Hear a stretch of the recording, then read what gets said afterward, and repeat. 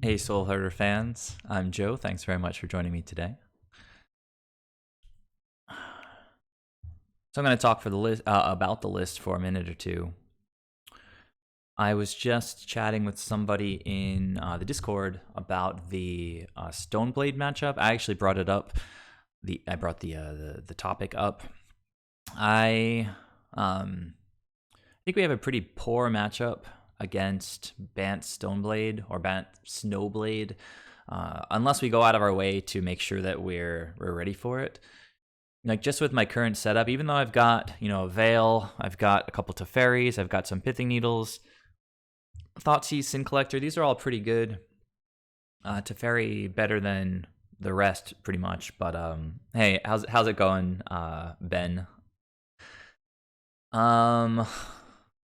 So anyhow, just talking about this 4-color list, I was talking about the Snowblade matchup.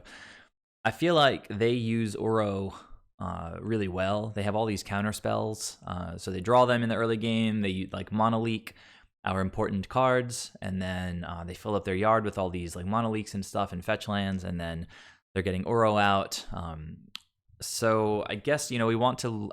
This list doesn't have as many paths, but it does have trophies, which are great to deal with Teferi. Nebbles on the Discord was saying something I hadn't thought about in a while, which is that Abrupt Decay would be really good in the matchup for killing Teferis. It also kills Uro. Doesn't exile him, but it does kill him.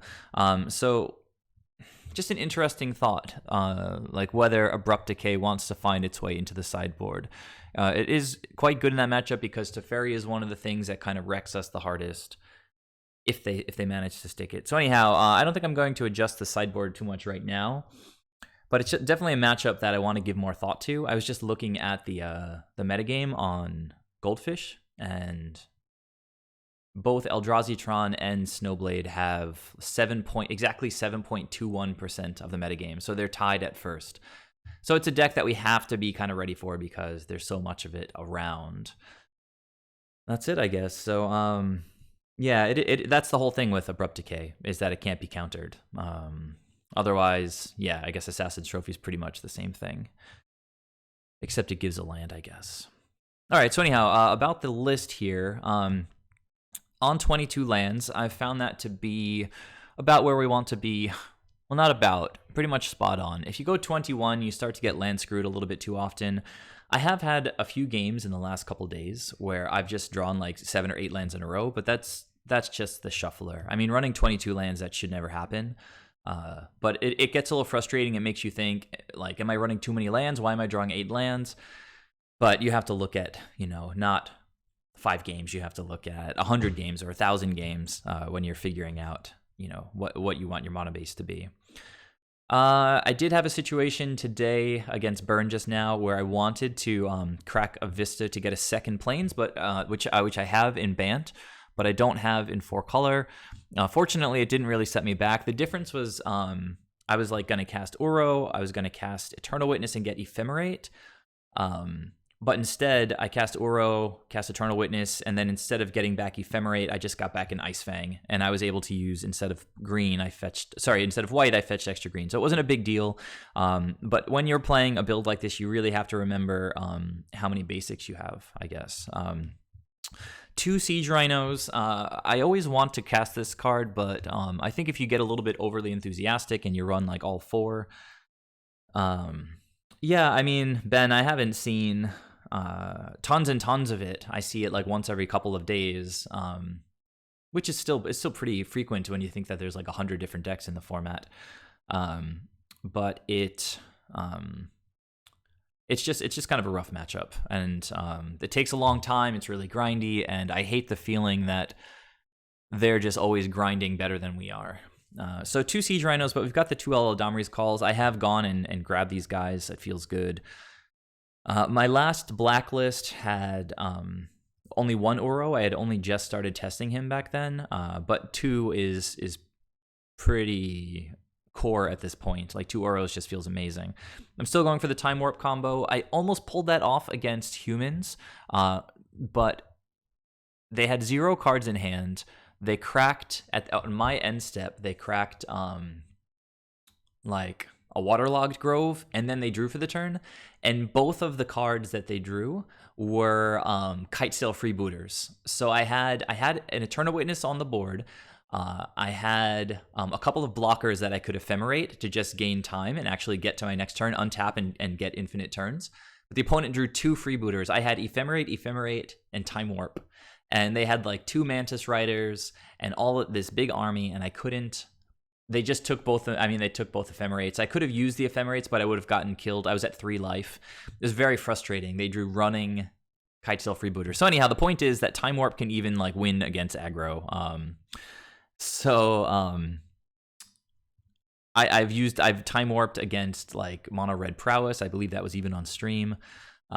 It's just a great card to have in the deck. So that's still there. I'm on a 3-to-1 split on Assassin's Trophies and Paths. I guess that's where we want to be. Assassin's Trophy just hits more stuff, blows up stuff like Teferi, blows up lands against Tron. Yeah, and Astrolabe is just an absolute all-star. It's really great having turn 1 plays. It makes our keeps a little bit easier. Like I can really comfortably keep like an island and a plains, or even like an island and a swamp. Because you know you play the island, play the Astrolabe. Next turn you can get green and blue even with the swamp on board. So list is feeling pretty good. But in general, I've been kind of feeling like I've definitely had this impression that the deck is not really ready for prime time. People are saying like, I wonder where Soulherder would rank on the competitive tier list. Like if you're just talking about the strongest decks, not necessarily the most popular, which is the traditional way that people refer to tiers and prevalent is according to prevalence, not according to power level. The deck can do some crazy things, but I feel like it still needs a little bit of work. It might need another card or two.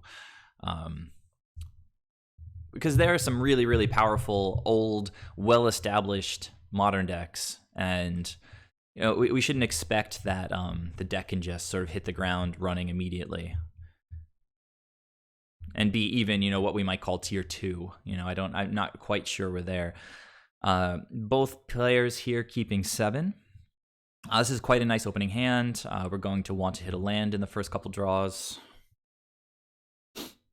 Haming Derp. So since I don't want to, I just play the Vista, just pass, but not crack it.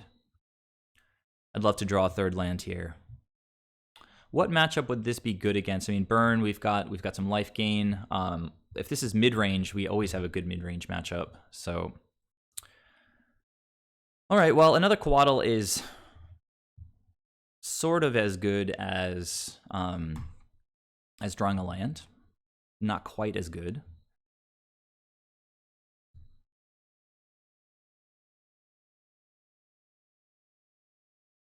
Ben, you're talking about, you think this might be Mardu Death Shadow. Interesting. I don't think I've ever... Mardu Death Shadow. Maybe I played against that like years ago. Back when people were trying to figure out what the best Death Shadow build is. Well, if that's the case, I think we're pretty well set. Well, no black mana. I don't... Oh, it's a Dreadhorde Arcanist deck, which means they play like Cascade spells and stuff like that, I think. All right, so I don't know why my library is over here. And another nice thing about Astrolabe is it turns on Death Touch really quickly. Force might come in handy in this matchup. I don't really want to pitch Uro, but I will if necessary. We got to draw this 3rd land here. Even an Astrolabe would be fine, so I could like Ephemerate. Whenever he attacks, you can cast a target instant or sorcery card equal to his power. So going to be a lot of 1-drops. Obviously, Chalice would be good against a deck like this. All right, I think the play here is to go Coiling Oracle, hopefully hit a land. Actually, you know what? Since we don't have lands in hand, Coiling Oracle is kind of the same as Ice Fang. And Ice Fang here is going to turn Death Touch on for this one, assuming that they don't have removal. So not to rush past that point, if you don't have lands in hand and you play a Coiling Oracle and you hit a land, there's nothing magical about that. If I draw a land right now, I can play it anyway. Of course, I can try to catch the opponent off guard, but I've got a counterspell for their turn anyway, so I think I'm going to play this Coatl right now.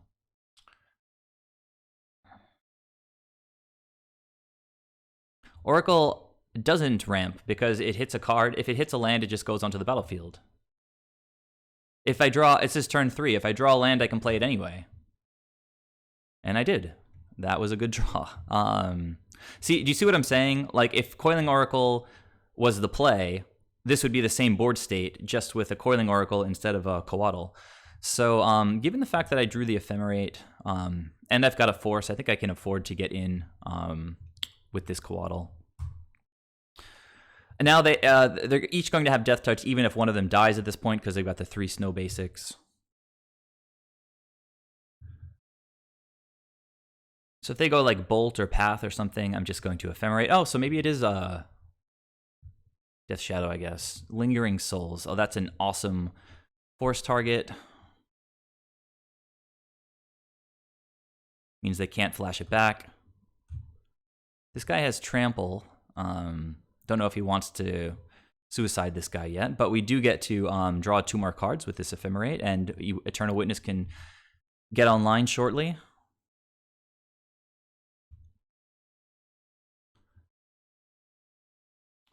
Might even just, well, I need to draw some lands, I guess.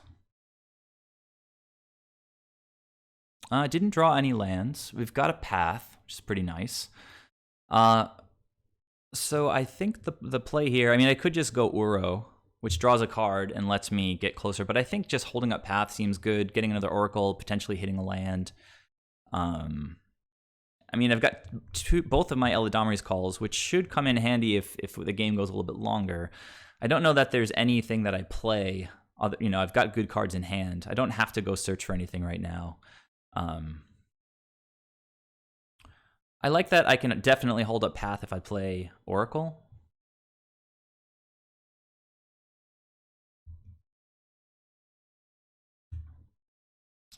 Man, all right, well, we're drawing a lot of these low drops, but not any lands. Still, I mean, things seem to be going pretty well.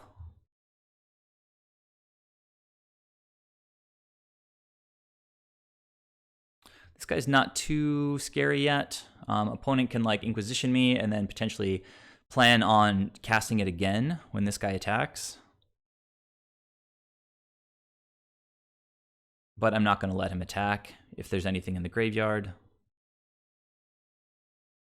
Like, I'll let this trigger occur since there's nothing in the graveyard.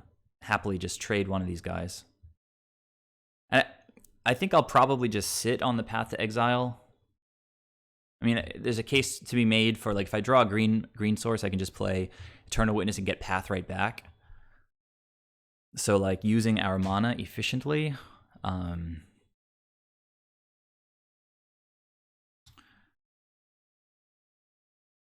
don't think I need to do it yet.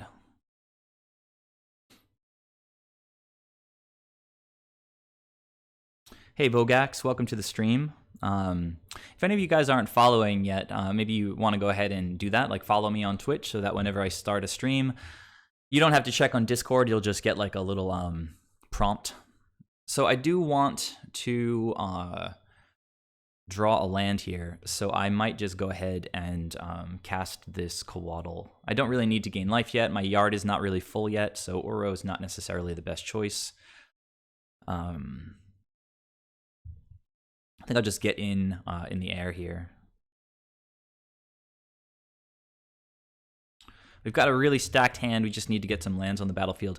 I might, if the opponent just passes, or again, it might seem like they don't have a lot going on, I might just path my own creature or something. It seems early for that since they do have this Arcanist, and that thing can get crazy value. All right, so no blocks. Let's go ahead and cast this Oracle on our main phase.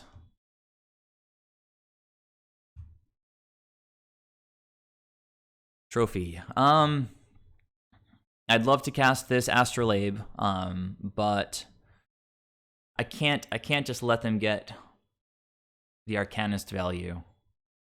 So I have to pass for now. Just patient play.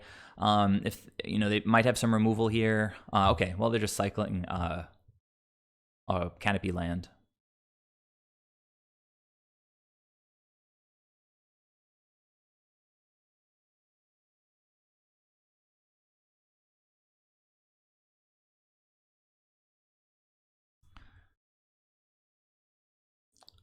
Which elemental are you talking about? Are you talking about Skelemental, I guess? Oh, wait. Beginning of combat. I'm going to path this thing now. Again, any fetch land gets me green, which just opens up Eternal Witness into path. If this deck is running those elementals and trying to recycle things from the graveyard, path seems like it's just going to be sensational.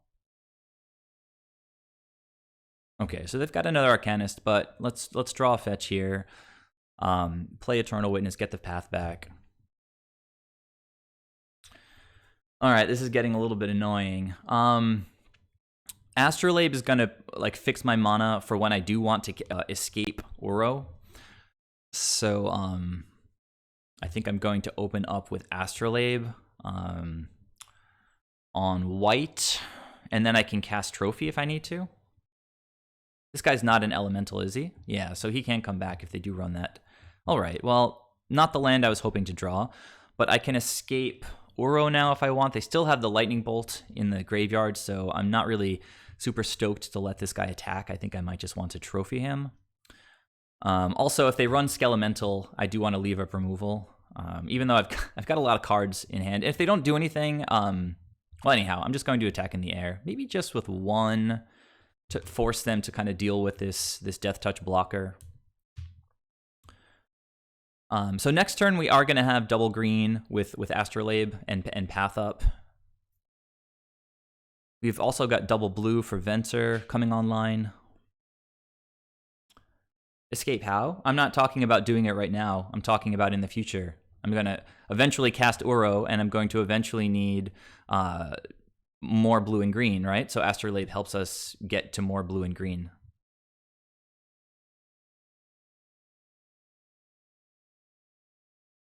So opponent cracked a Marsh Flats. They still have the Bolt chilling in their graveyard. Lingering Souls could be annoying eventually, but we can go get Deputy. If they do run a bunch of tokens, the calls could be solid. All right.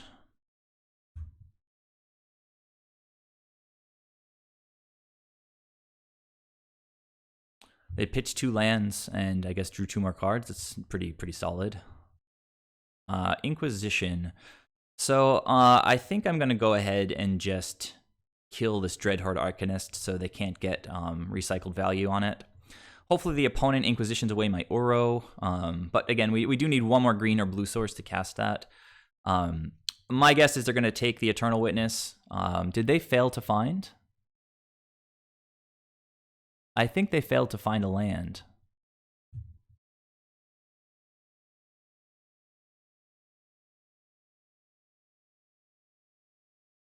Got a lot of good cards.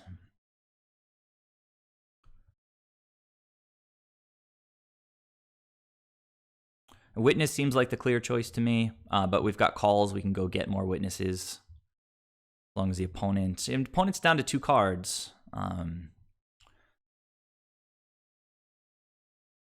Gruul midrange.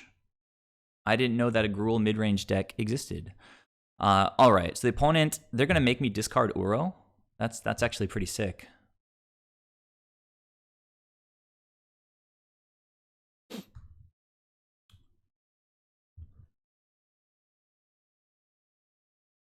And Uro does draw me a card, but any land, I can just escape him right away.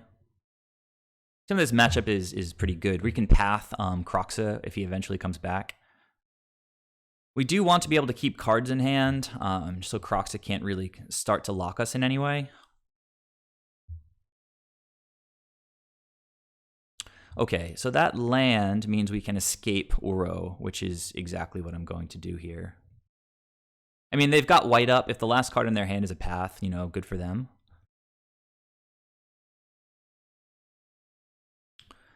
This doesn't matter a ton, I think, which color I get. I've got the Astrolabe, so it helps either way. So I'm going to stick with basics.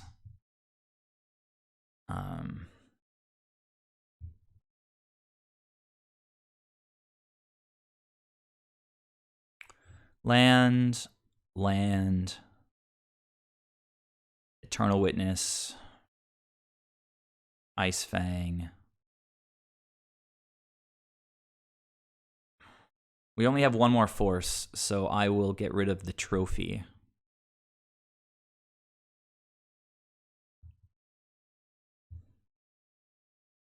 So like an Ephemerate would be nice, obviously.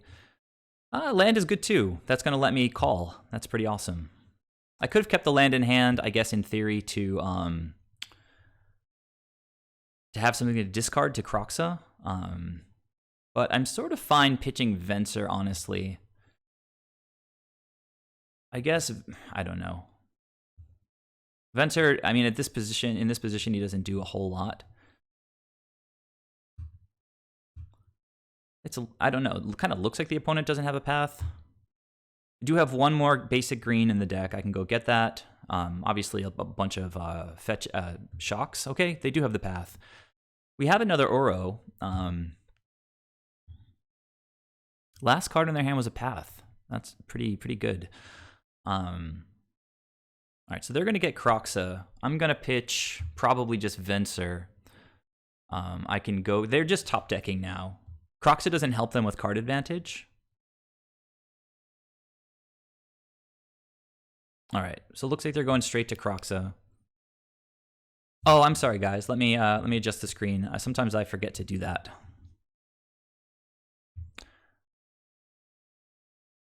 All right, so here's the Kroxa. You know what I could do, which might be slick. I should think about it for a second. I can call now and get another Uro and put it in the graveyard to escape. I'm gonna have 4 cards. I can call. So yeah, let me go do that. I'm gonna call for. I'm gonna call for Uro. I mean, calling for an Eternal Witness seems fine. Maybe that's better to get the value going now. But Uro just draws cards every turn. I think I like doing this. I'm going to get Uro and then discard Uro. Look at all these basics. It's all the basics in my deck.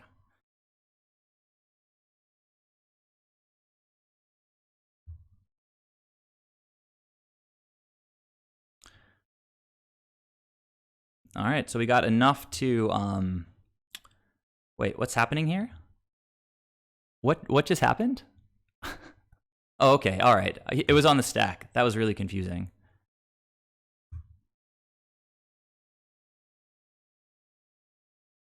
So we've got enough cards already to escape him. Opponent plays their land. Maybe they'll get in with Seasoned Pyromancer, but I'm feeling pretty good about this spot. We've got tons and tons of good draws in this spot. Anything that draws cards, anything like an Eternal Witness, obviously. Pretty sensational. I could actually... yeah, this doesn't draw cards, but it's not the worst thing in the world. I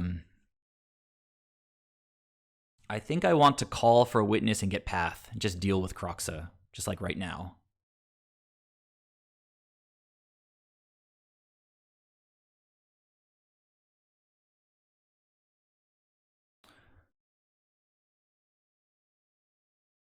So unfortunately, I don't have more white beyond this. I should get Ephemerate and then Path. But I think we've got enough value going on here that getting just Path right now is sort of fine. Kind of stinks. I don't even want to wait one turn and let the opponent attack with Kroxa. That's literally kind of the only thing that they have going on right now. And I can wait until their draw step to hopefully, so that they draw another basic before I path it.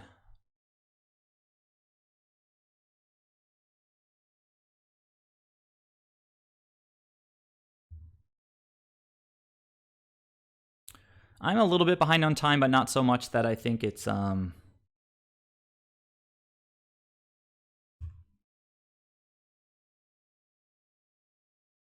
All right, so it's going to pause on their draw step. So I'm hoping to let them draw into... Oh, wait, I don't think they have extra basics, so it doesn't even really matter. Let's see what they get here off the marsh flats. It has to be a tapped shock. Yeah, you know what? Well, whatever. Let's go to their draw step. If they have a basic, they can draw it. If they don't, then they're not going to get anything off this path. So whatever. I can even vent. Okay, opponent just scooped. So this seems like a great matchup, assuming that I don't let them go crazy with Dreadhorde Arcanist or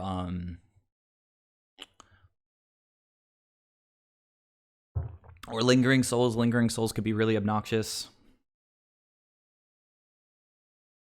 Yeah, that was my recollection.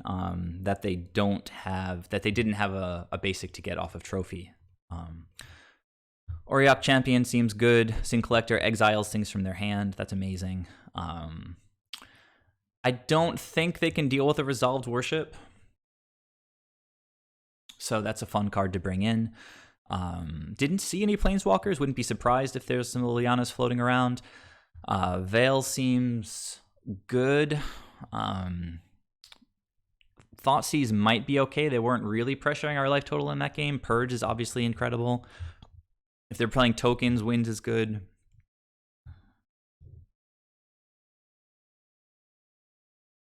I don't think I really care about Thoughtseizing them. They kind of want things in the graveyard because of Kroxa. Uro lines up super well against Kroxa. What do I want to take out? I don't think I need forces. It's a kind of a grindy matchup, and they don't have counter spells, so I'm sort of fine leaving in Time Warp. Venser seems poor, since their creatures... I mean, like, Seasoned Pyromancer has an Enter the Battlefield ability, and then the other creatures are just going to be Lingering Souls tokens. 5 more cards. Deputy dies to Bolt, but it's very good against tokens, so I think I'll leave it in. Knight can come out. Trophies are not necessary in this matchup. We don't need to blow up their lands. I don't want to blow up a token. What did I hit with Trophy? I can't really remember. Oh, Arcanist. We're bringing in better removal, so I'm going to cut all the trophies. They can be mana intensive, and we also don't want to ramp the opponent too much. And it didn't seem like they're like super crazy heavy on the creatures. Soulherder dies, but it's a lot of value. I loved Call in that game, so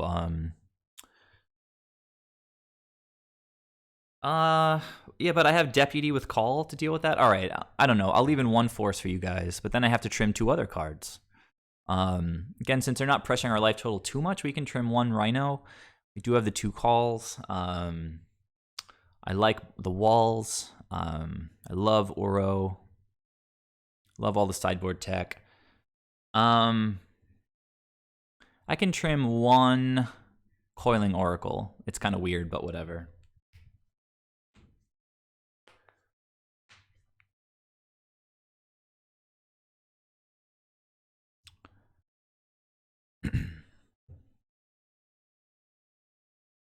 Now this is a hand.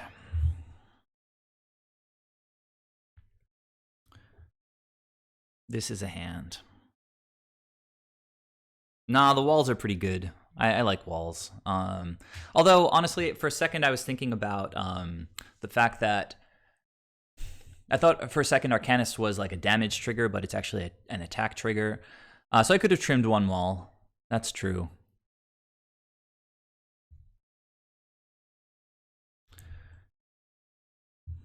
Oh, they're not even Thoughtseizing me or anything. That's awesome. Another Astrolabe. Think we're gonna have to discard here.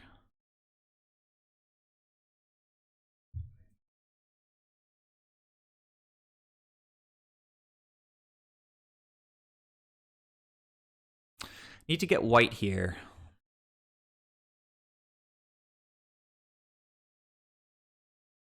Oh no, I'm not gonna have to discard. It just replaces itself.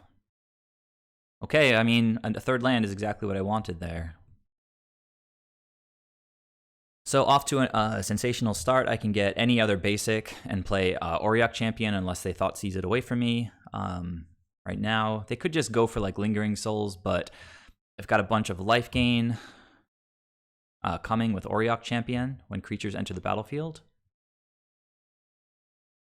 Of course, they could have Path for Auriok, but if they don't have exactly Path in hand, then Auriok should be great value. Wow. Okay. So I'm just gonna go get a Forest and play Auriok Champion, and then just sort of chill, I guess. So Forest and Astrolabe come in super clutch here. So hopefully they kept a handful of bolts. But if they have Path and it just ramps us, we can play 2 Coatls next turn. Seems okay. Also, if they start playing tokens now, it gains us a lot of life.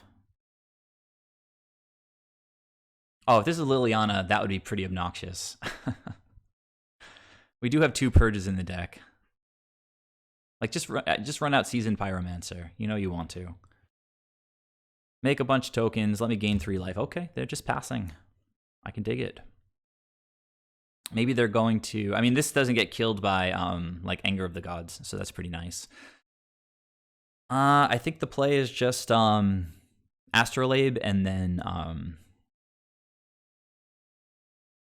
Astrolabe and flash in a Coatl. Doesn't really matter what I tap.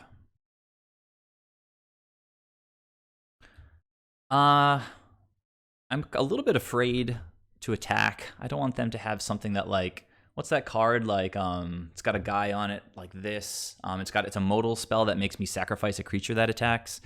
Auriok is just like, it's stupid, but to not attack, but I'm not going to attack. Kolaghan's Command is okay. No, it's 1 white, 1 colorless. It's a modal spell. It gains life. It makes an opponent sacrifice an attacking creature, and it does 1 other thing. Kaya's Guile. Okay, so I get to flash in Coatl right now. Kaya's Guile is a good one, and it's a good call. Good prediction.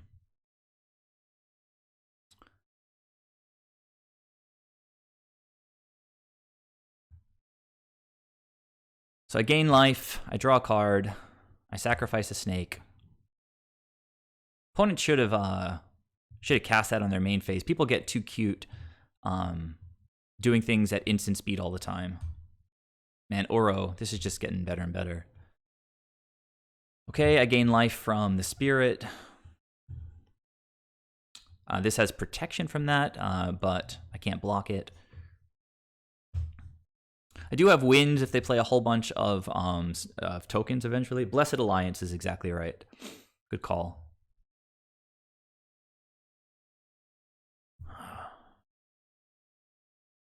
Okay, so Kaya's Guile.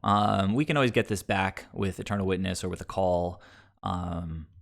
Exile all cards. Oh wait, we can't because they're going to exile it from the Great. But that's okay. We can start rebuilding. They only have 1 token, and we're way ahead on value. Those Kaya's Guiles are pretty solid. Veil is really nice.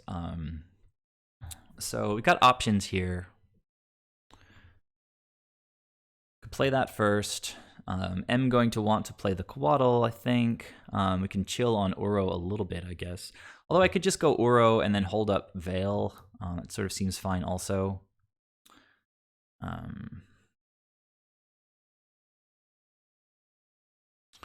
Maybe Astrolabe, Veil, Coatl is fine now.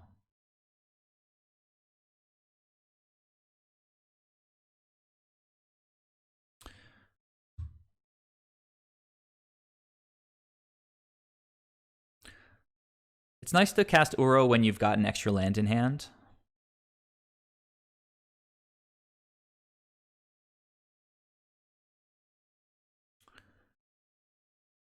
Okay, there's that extra land I was just mentioning, and now I can pass the turn.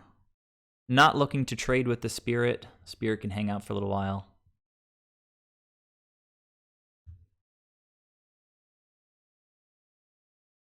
Well, 2 Kaya's Guiles are out of the way.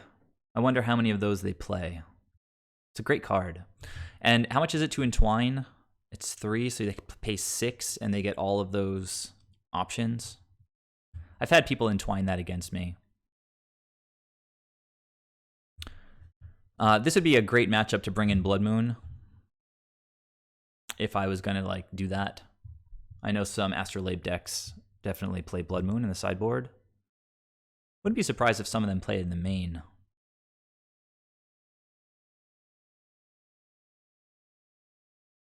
So I have to start managing the clock, but otherwise I'm just like, I think doing quite well.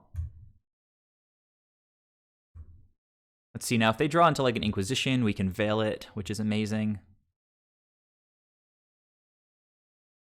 We can also path the Pyromancer, I guess, on end step.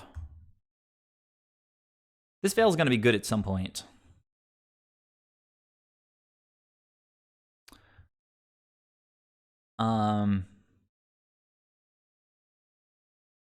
It doesn't. Look at that. Good call. Thanks for the heads up. It's amazing that none of those target.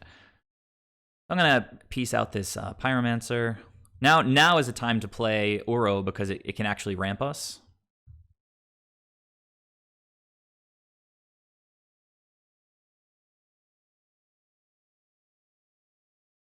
That's funny that Veil doesn't counter Kaya's Guile. All right, so many lands. I'm going to start just by playing Uro.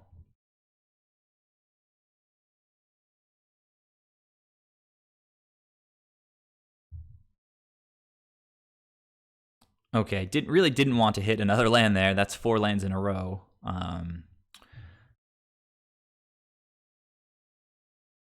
We'd love to hit like an Ephemerate or an Eternal Witness or call for an Eternal Witness.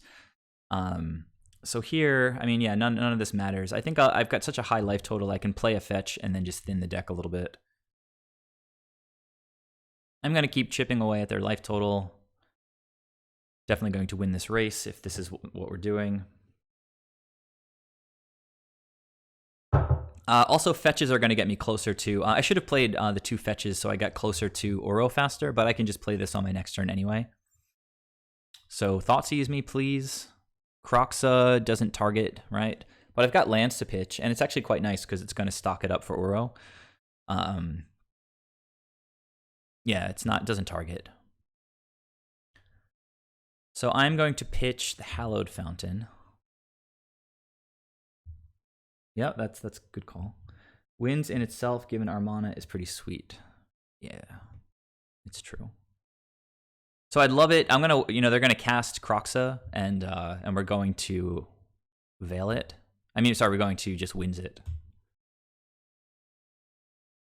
But they can't do Croxa this turn, it looks like, unless they're waiting second main.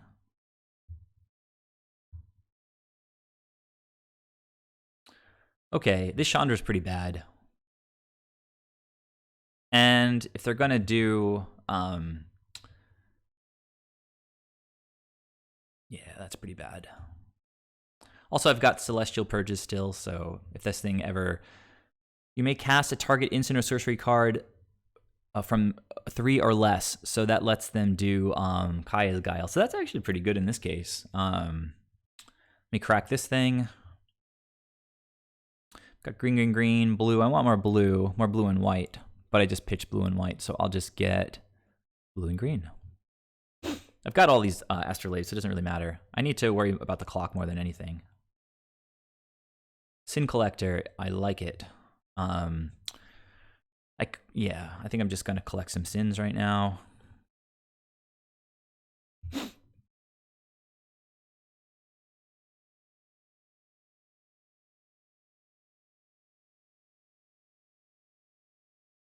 It's possible they have nothing in hand, but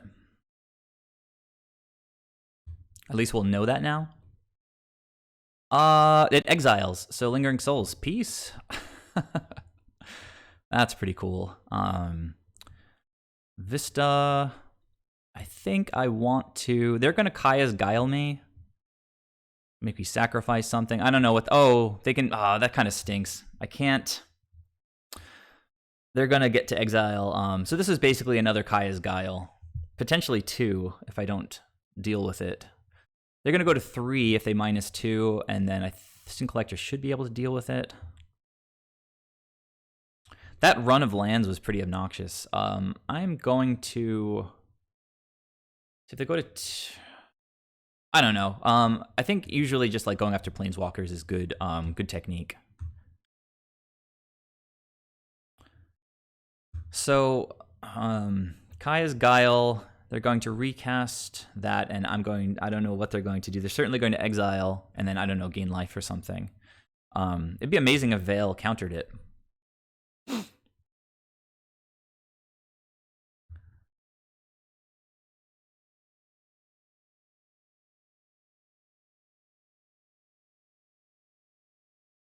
Where are my ephemerates, man? Like, I want to ephemerate this in Collector. They do have a bolt, so they can kind of protect their Chandra. But if they cast Kroxa this turn... Okay, so bolt is fine for now.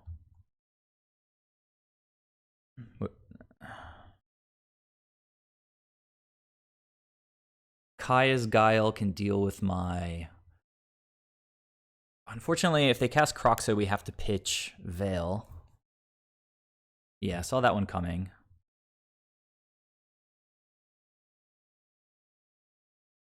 So exile, they have to exile my graveyard, and maybe sack a creature. Oh, are they going to entwine it?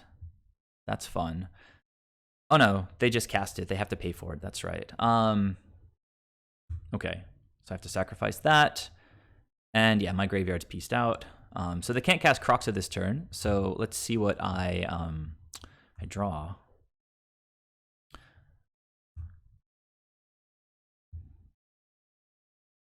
Crack this. Go get whatever. Really doesn't matter.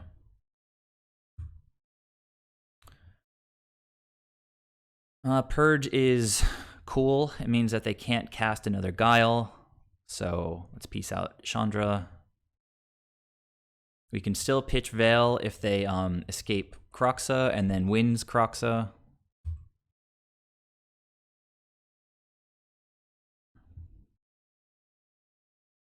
McDerp, what are you saying about Uro? They exiled my my graveyard.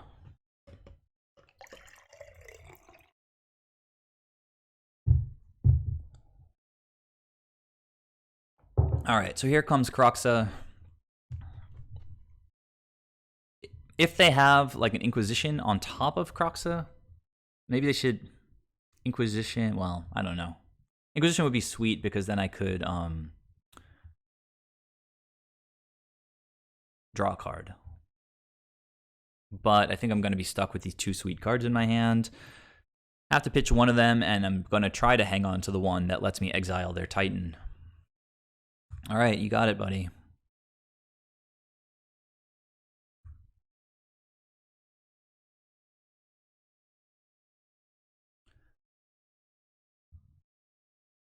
Got so many sweet draws to make. All right, they're going to let me kill their Titan. That's pretty nice. I think I'll actually kill both of their creatures unless I draw something that makes me not want... Oh, Purge is cool.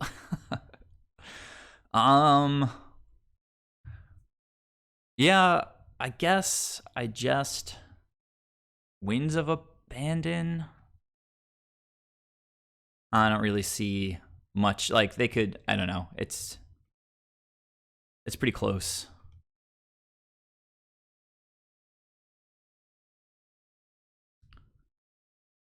No, I don't think there was a moment when I could have played Uro.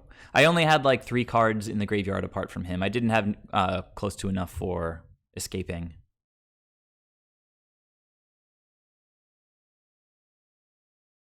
All right, so opponent's got a bunch of lands. Liliana is kind of annoying, but we have Purges in the graveyard already, and making me discard stuff is not that crazy. I don't think I sided out any calls, so I should have 2 calls. I should have 3 Eternal Witnesses. Should have another Uro.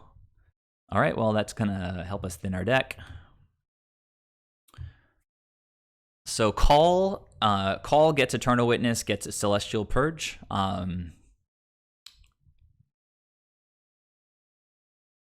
Obviously, Witness just does that directly.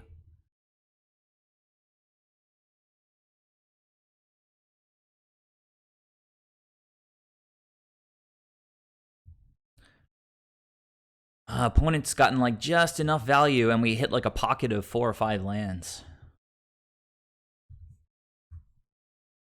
I mean, this bolt doesn't scare me that much right now in the graveyard. That's what I'm talking about.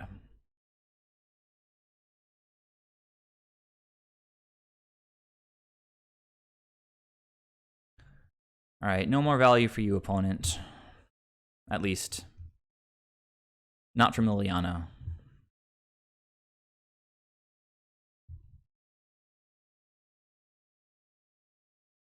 No problem, McDerp. I mean, it was something to think about, but the graveyard was...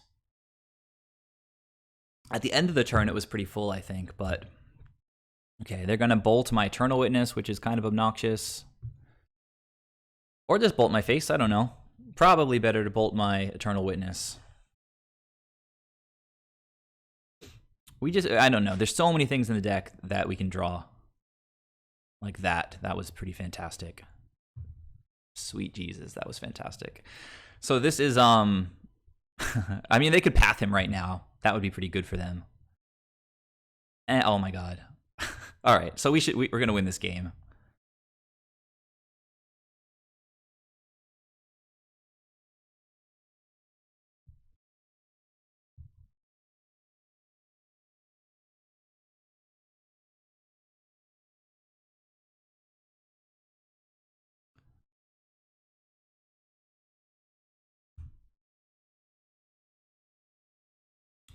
I mean, I don't want to speak too soon, but that was pretty sensational. Oh, they should have pathed the first time. This makes me feel bad. Come on, opponent. What are you doing? What? They should have pathed him when he was on the battlefield the first time. I felt bad for me. Wanted to let me draw some cards. They do have a path in the graveyard now, but I get to get anything I want from my deck at this point with call. I think I'm going to start this turn with Coatl. What would be the best? Oh, I could get a Siege Rhino. That would be pretty good. Let's see, 1, 2, 3, 4, 1, 2, 3. I can start with this, I think. All 4 Astrolabes achieved. Okay. But he can path the Siege Rhino, which is kind of obnoxious. Maybe I'll just play the Coatl and kind of chill out for a little bit.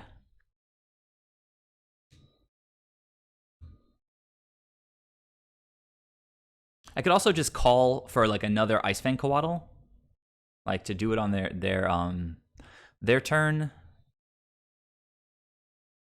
Probably better to get something. Oh, I could also just call right now for Eternal Witness. So okay, they have a Kolaghan's Command, and I don't want to discard this, so probably better just to get another Coatl on the board. What other instant speed stuff do I have?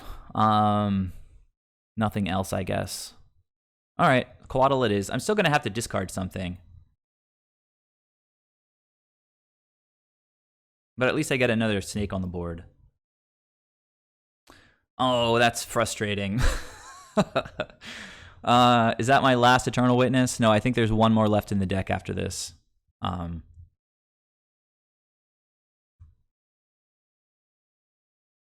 Oh, hey, that is a good one. Well, good-ish, right? There's only one more witness in the deck. I think there's one more call. Bolting, huh?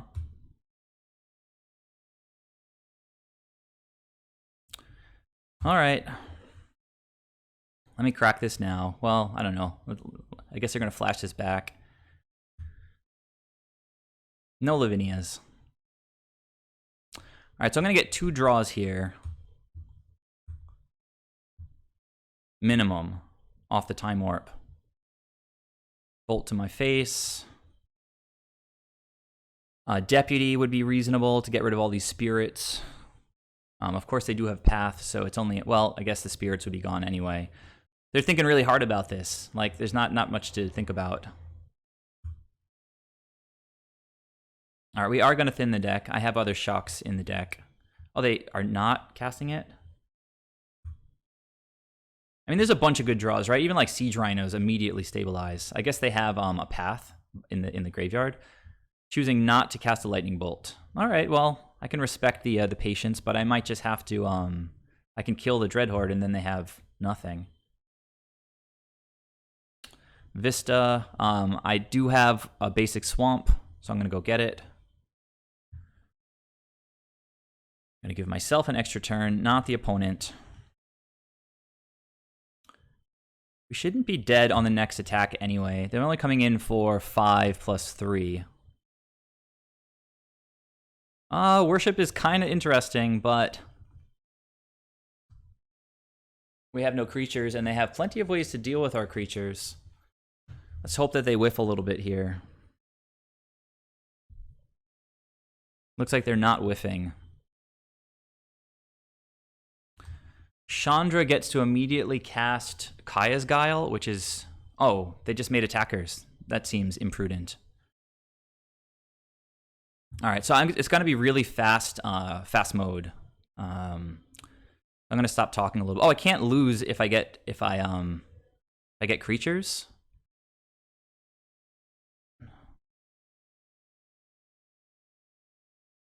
Oh, that's a start, but it kind of dies. I think Kaya's Guile kind of hurts me.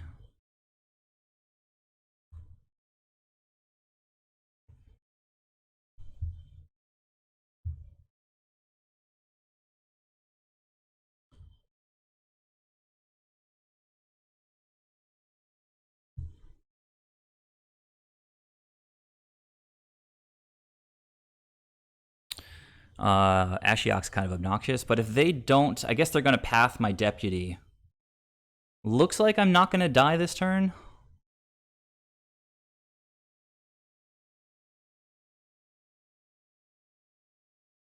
I've got every land in my deck that other than fetches. I think there should be a couple fetches left.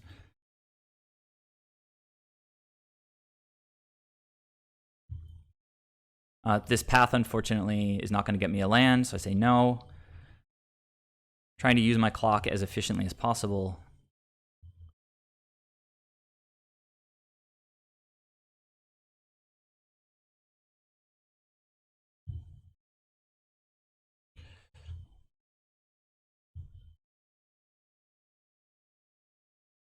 What? Oh, I can't search my library.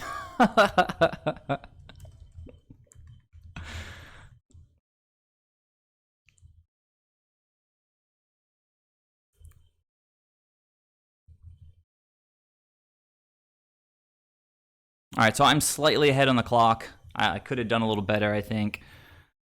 No, I can't. No, hitting Arcanist would have been ridiculous. I would have died immediately to the tokens. I was at 3 life.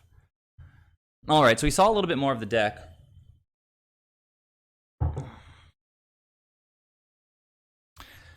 This is most likely going to result in a timeout because both of those games took about 10 minutes.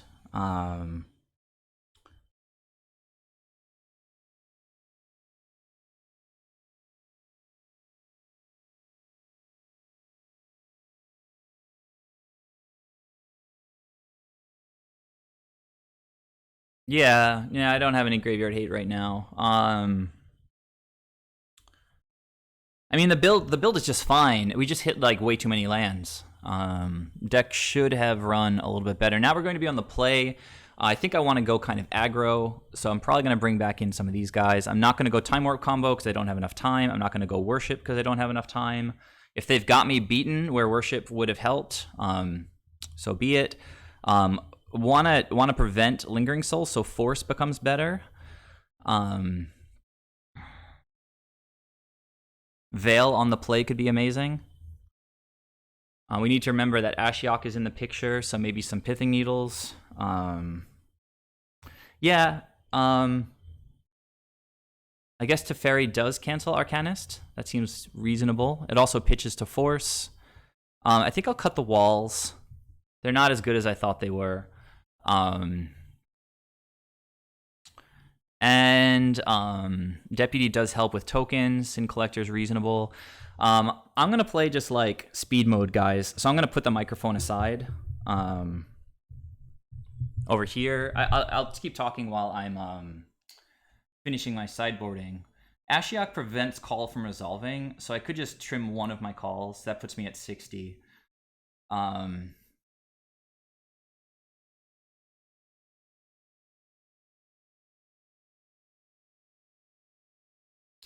They've got multiple planeswalkers, so I think Pithing Needle is reasonable. Maybe just as a singleton. They bring in Grave Hate, so maybe I trim one witness and submit the deck. All right, no talking for now. Heads down.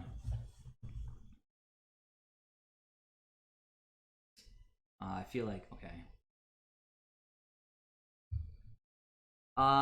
This is rough.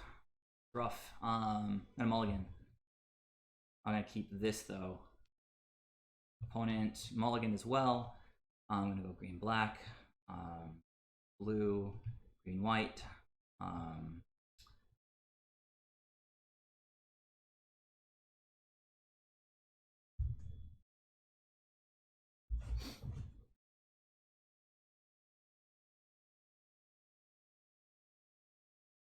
on.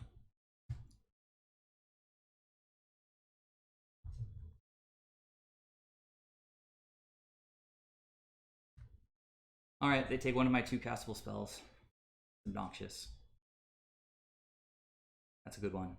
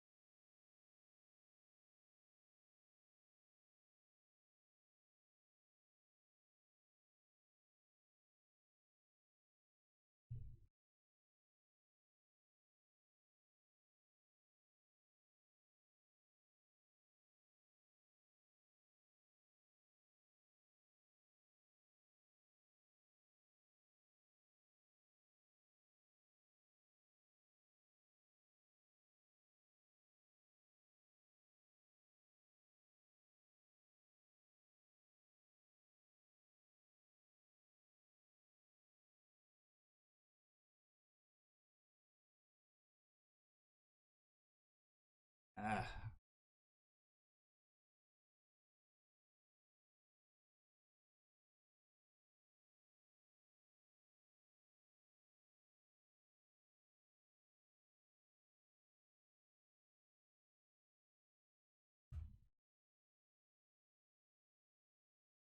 Oh, that's Big Chandra. That's pretty rough. I thought it was Baby Chandra.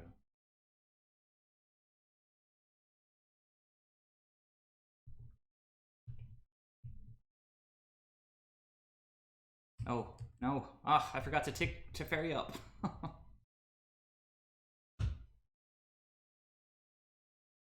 I lose my veil. That's so rough. Maybe I'll just cast it, I guess.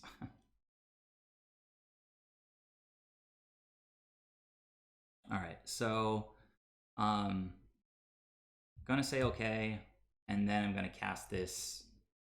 Oh, I guess it doesn't matter anyway. They cast a black spell, right? So I think I get to draw a card here. I don't... I could have kept that in hand. I'm not really thinking clearly.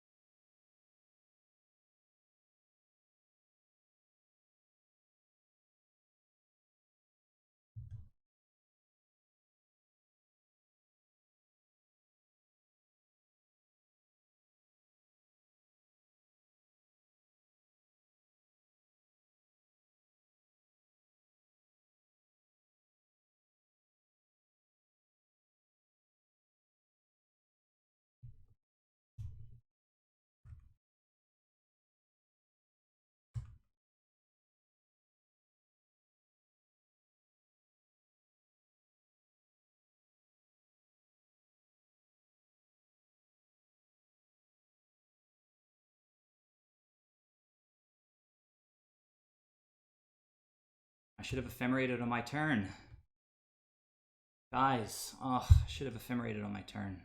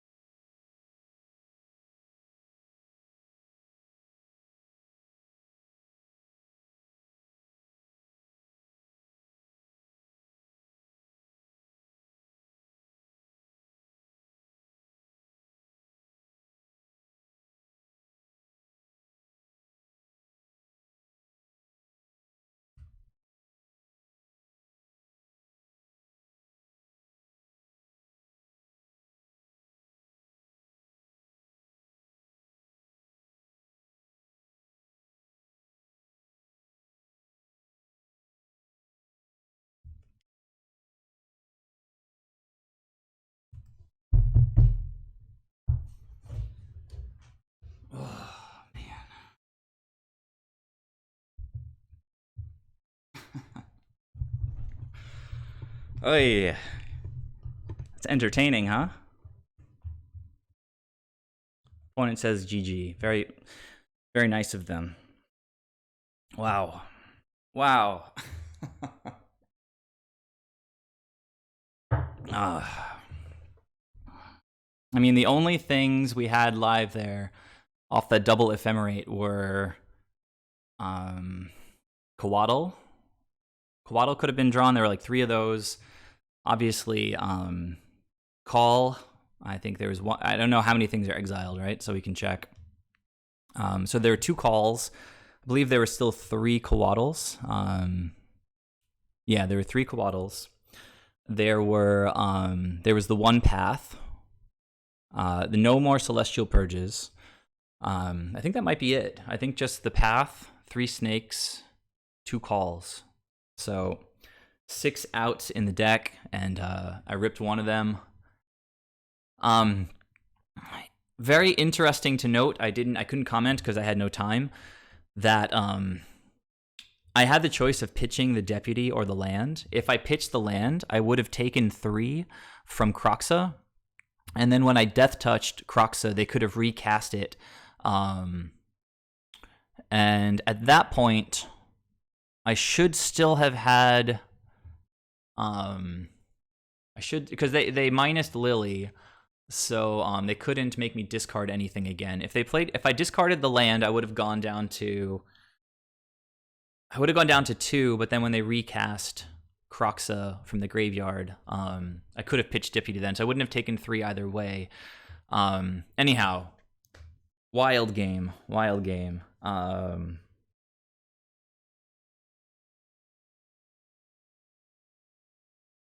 So I mean, I can be really, really good with the clock. Like if I'm thinking about it, it's something that I've practiced. So it's something I recommend to you guys is, like going to, if I can show you, I guess.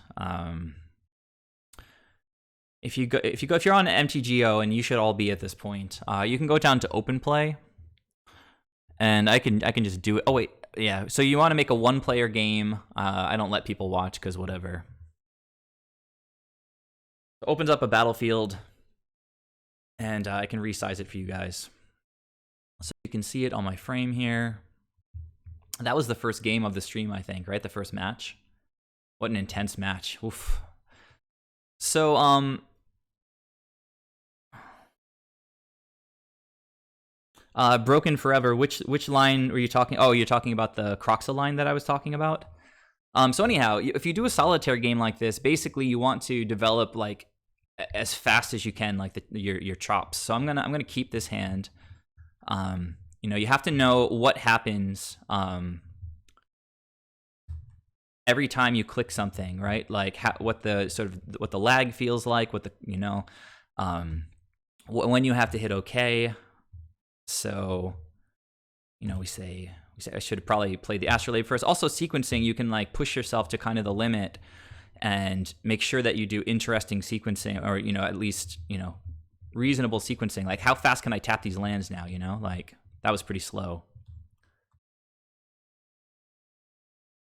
How do the Astrolabes work?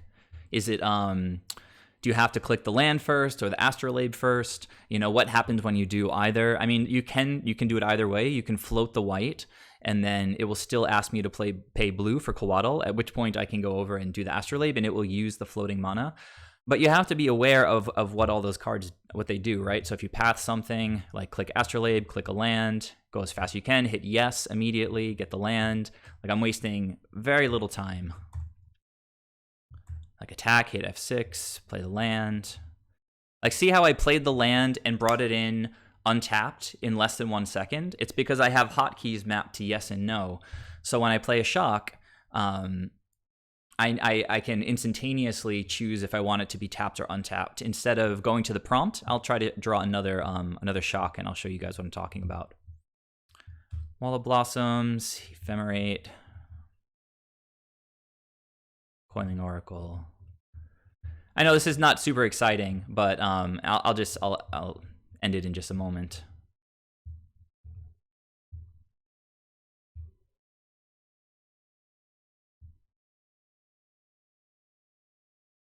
See, that was a bit of a stall. I hit my keys in the wrong order.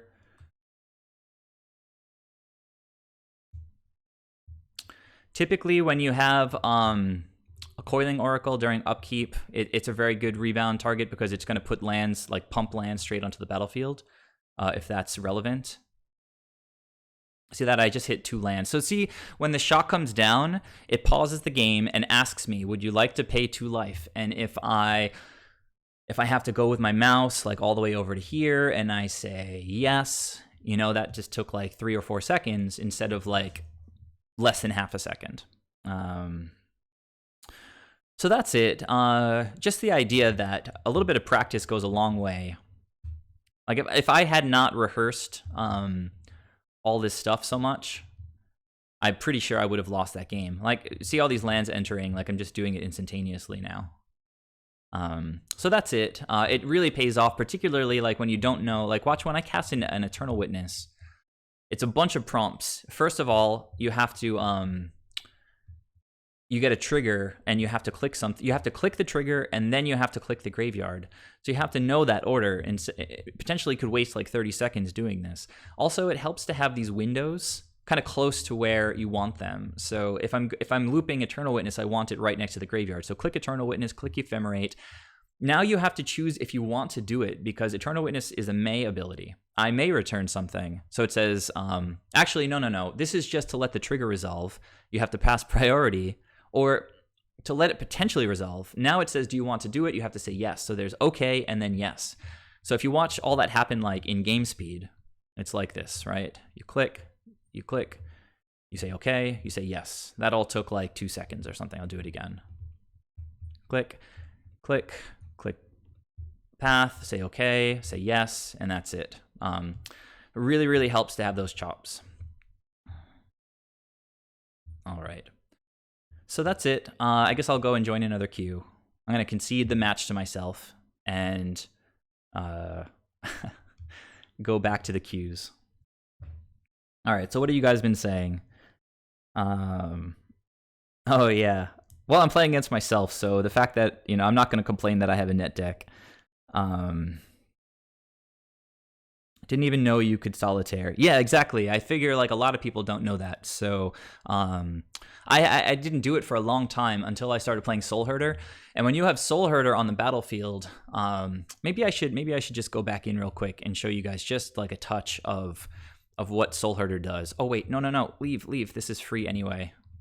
I didn't want to do that. I need to create, not join. Okay, so I'm just going to try to get Rhinoherder as quickly as possible. Let's just we can even time that. Let me resize my window real quick so you guys can see what's going on. All right, so it doesn't matter. We're just going to keep digging. Oh, there's an Eladamri's Call, so we don't want to crack because we want to grab lands. Have to discard. Time Warp is usually a pretty good discard.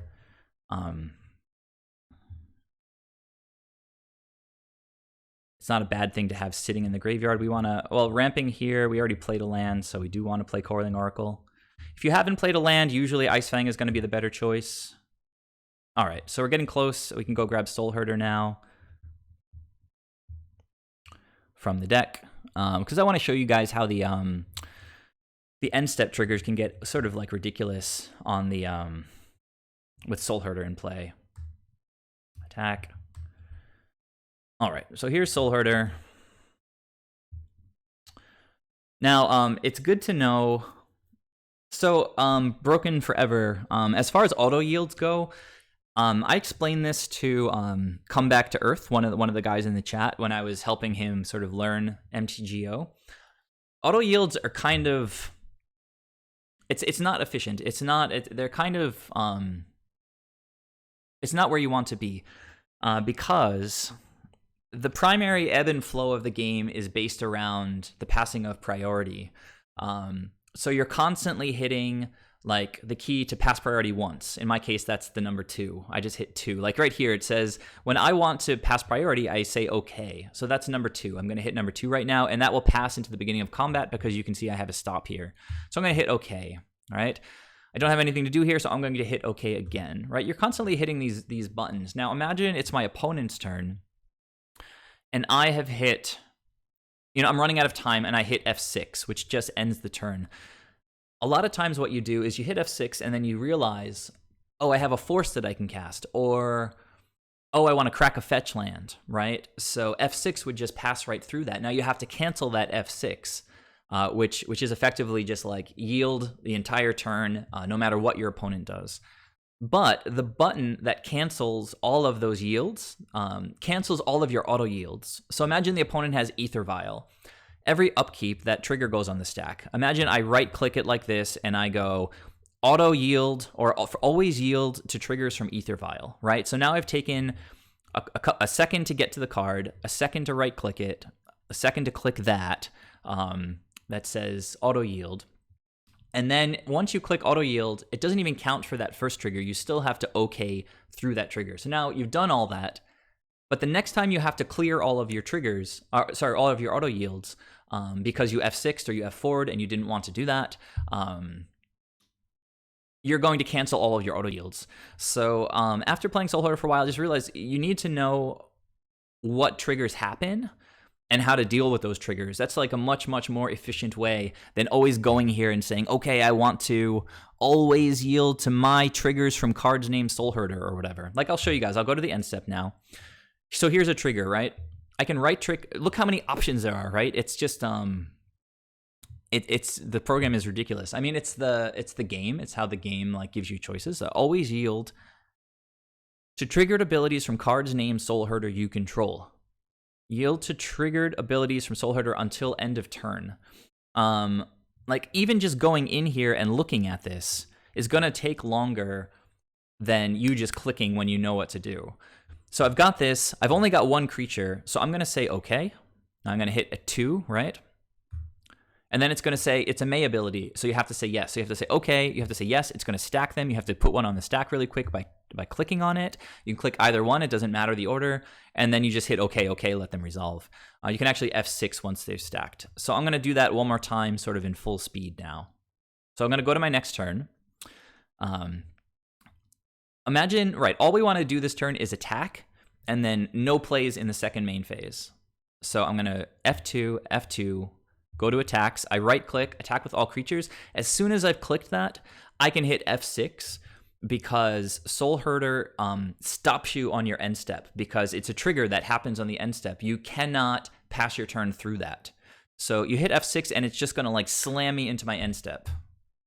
See that? Like straight to my end step. So it doesn't even, it's like a fraction of a second. It takes literally no time off the clock. And because there's only one creature, I don't have to click on it. So I'm going to know that in the game, and I'm going to know I can just hit yes right away. Stack it, hit F6, I'm done. I have to clean up, of course, but so one more time, I'm gonna go to attacks, gonna hit F6, it's gonna just like slingshot me into the hit 5 instead of 6. Hit yes, stack the triggers, hit 6 again, or actually a land came, so anyhow, so what happens, again, slow-mo, let's go to the end step again. I only have one Soulherder in the deck, so you're not going to get I'm not going to get multiple Soulherder triggers, but you guys might in your games, and it's really, really helpful when you get multiple Soulherder triggers because you suddenly get piles of three abilities on the stack. You'll have 2 Soulherders, you start clicking on creatures, and every time a creature gets blinked, both of those Soulherders trigger for getting +1s. So we say yes, we stack it, we get 2 more triggers, and, well, that's it, I guess. So anyhow, I just want to show you guys a little bit about how Soulherder works. Obviously, with Uro, he gets 2 triggers. And in our deck, since we run Ephemerate, it's really important that you stack these correctly. You don't want Uro to die before you have a chance to draw into an Ephemerate.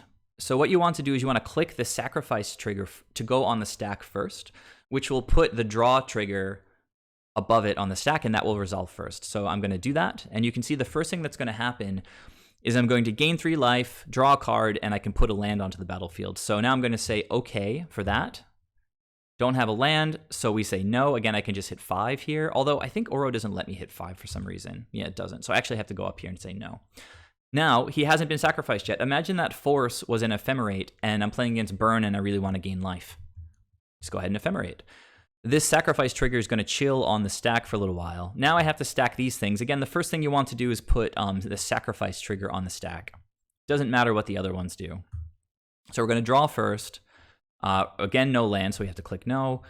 Just let the Rhinoherder trigger happen. Now imagine we drew another ephemerate. You do it again. We're just racking up these sacrifice triggers. They're just waiting for us to finish. Again, stack the sack trigger, stack the Rhinoherder trigger, say okay. Yeah, okay. So we just, we drew 3 cards, gained 9 life. Unfortunately, didn't have any lands to put into play, but ephemerating Uro is often a really strong play. You want to be careful because when you ephemerate it, you need a creature to catch the rebound. So just keep that in mind. You can do Uro by himself and ephemerate him multiple times as long as you have a Coatl in hand to catch all the rebounds. It's works pretty well.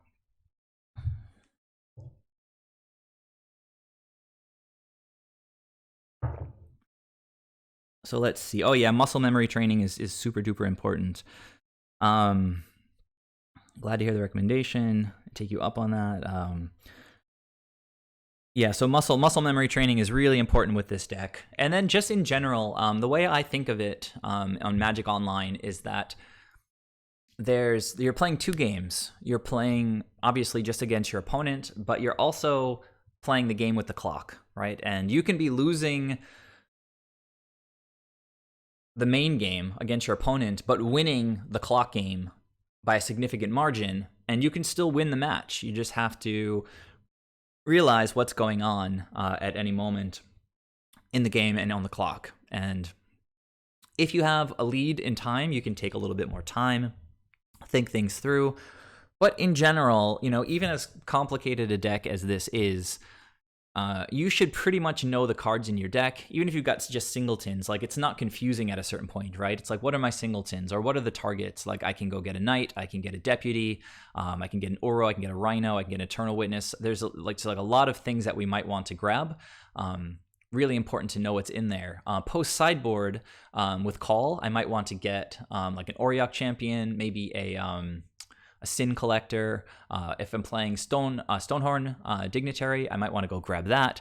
So just knowing your lines, thinking ahead, having that all in the back of your mind is going to save you time, going to help you win more matches. So tons of triggers, obviously, with this deck. So at this point, with this stack, I can just hit F6, right? Actually, I have to hit no first, and then I can F6, right? And it's just going to dump everything. Actually, it always stops on attacks. That's another thing to keep in mind. You can't pass through your attacks without actually acknowledging them. This is funny. When you play Solitaire, you actually attack your own life total. I can't resist actually resolving the trigger. All right, guys, so I'll concede to myself. Oh yeah, like Come Back to Earth said, if you guys are learning the inputs, I'll show you in the actual in the queue once I start a game. You can open up a little keyboard, and maybe I can do that while we're waiting for an opponent.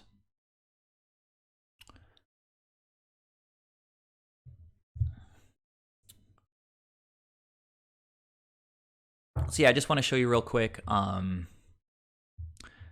You see this little thing down here in the side? You can click that, and it will show you what you've mapped as your hotkeys. It's super important and helpful when you're just getting started with Magic Online. So keep that in mind. You can minimize with the triangle, and you can maximize, by clicking on that keyboard. So that's it. I'm going to concede again to myself. Hard to beat myself.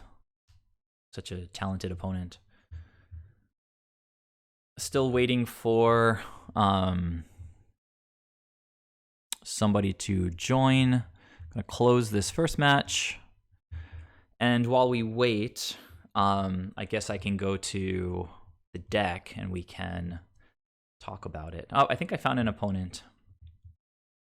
Let's see how it goes. Let me resize the window right off the bat so you guys can see the opponent's time and you can see their hand size and library and everything. Man, MTGO really lags sometimes while it pairs people. Like, just chilling here, like not doing anything. What's going on? Okay. So it was just like just kind of freezing. It didn't like my resizing, I guess. Didn't stick the first time. Okay, we are going to be on the play, and this is an amazing hand. One of the best types of opening hands. What could have made it better, I guess, is if one of these 3 lands were like an Astrolabe, but cannot complain. 3 lands, 3 card drawing spells. Perfect matchup for this would be like Death Shadow or any kind of like mid-range matchup like the last one. Ben, I have not been playing Elves. I haven't played Elves in probably a year or more. I'm going to get Hallowed Fountain tapped and then get a basic forest.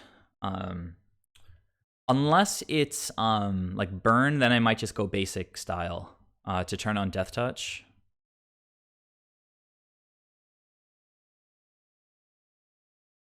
Oh yeah, no, I own Legacy Elves. Oh, look at that, it is burn. So let's see if this guy gives me a land. I played a sweet game against burn for those of you guys on the Discord. You can check out some of the screenshots from it. I used a Knight of Autumn to blow up an Eidolon of the Great Revel, which is always amazing. It's burn often 2-for-1s us with, oh, that's sick. Okay. So we've got lands. I think I'm just going to get a basic here. I want to turn on Death Touch as quickly as possible. Although, yeah, whatever. I'll just take the damage. Oh, man. So, yeah, let's get that basic. Kind of hurts. And we can chump a little bit, too. We're going to draw so many cards. I kind of want to open the mana up a little bit. I'm going to get extra Death Touch sooner than later because of... Like, I can get a shock now and then 2 basics, and I'll still have Death Touch 2 turns from now. So let me get blue-white... Or maybe get black online earlier. Yeah, I'm going to get blue-white. Just go sort of normal style. Deputy, not the best in this matchup. I'm going to save the Vista because I might want to get black with that later. And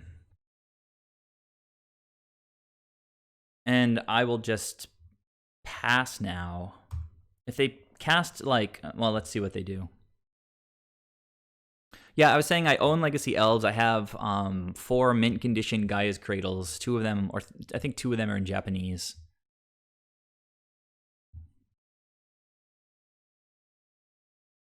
This is a rough start. Opponent pretty much has the nuts so far against us. Call is clunky. Clunky.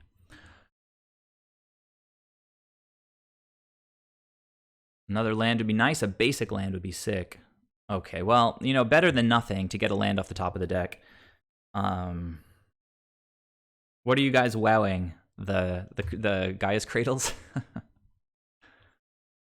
Oh, wow. Thank you, deck. That was sick. Unless they have the Ultra Nuts and just have like 3 Lightning Bolts, I think we might be in a good spot here. Everything is instant speed, so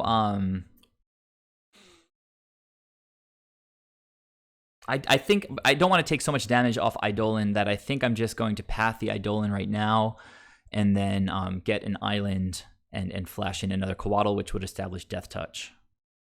But I can just wait to path the Eidolon, so there's no real rush.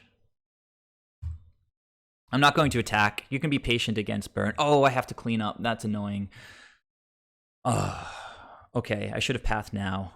But, or maybe not even. Maybe it doesn't matter. I don't like Deputy. I think he just gets hit with a Searing Blaze or something. I'm going to pitch Deputy. Might seem a little bit loose. I don't know. Got too much going on in this hand. Maybe I should have pitched Call.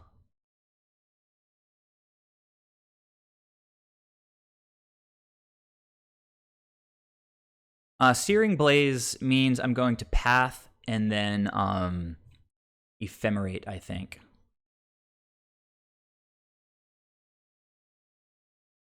Which means I need to get double white, which is annoying.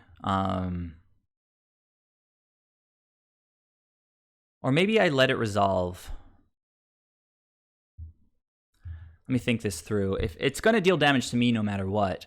I think Ephemerate's good. You can force them into a... I'd love to get blue here. Maybe it's better just to flash in another Coatl here, let the first one die. I can hold up Ephemerate moving forward. Maybe I can use Ephemerate on like a Knight of Autumn if I draw into it. Or I can just Eladamri's Call for a Knight of Autumn and then Ephemerate next turn. So if I get white here, I can path the Eidolon. Take 4 plus more. Get I kind of like let's see.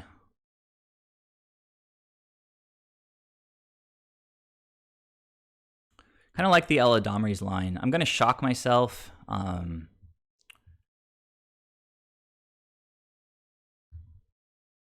let the opponent cast another spell into this Eidolon if they want to. I'm not gonna path it just yet.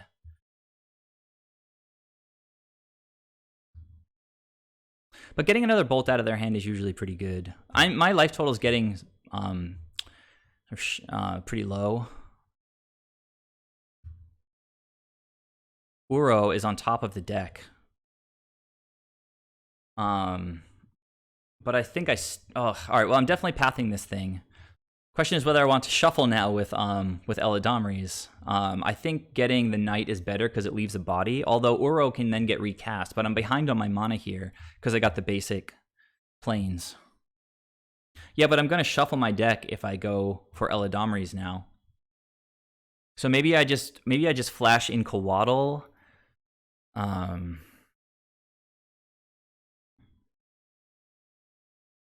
Yeah, but I gain 8 off of the Knight. I also draw cards, so I'll let it go, and I'll just play. Oh, you know what? Well, okay, I'm not gonna have Death Touch yet anyway, so I didn't want to block there. I guess. Are they gonna suspend a Rift? Okay, they're skewering me. All right, down to 3. That's about as low as we can go.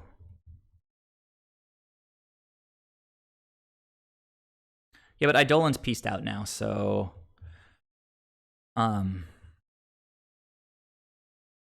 on a second.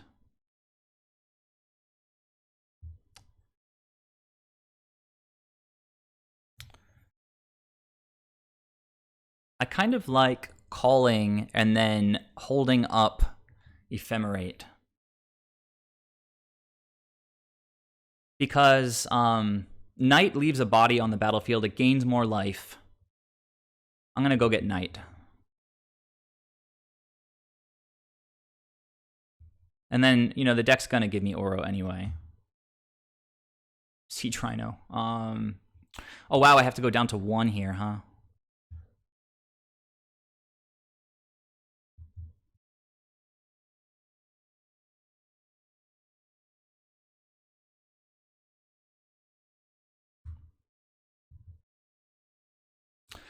So I did not Ephemerate yet in this game. Opponent might not know about Ephemerate the card. I don't think these guys are main decking Skullcrack. This can resolve. That's fine.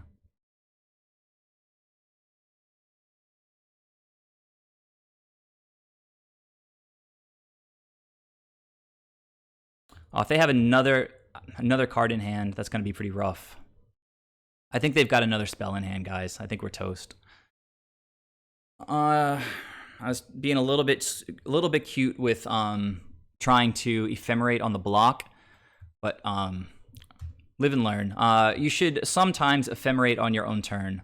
And this was a case where I should have done it. I should have gone into their turn with 4 more life. And then I should have been happy to trade the Goblin Guide. My mistake. But you can see it was like...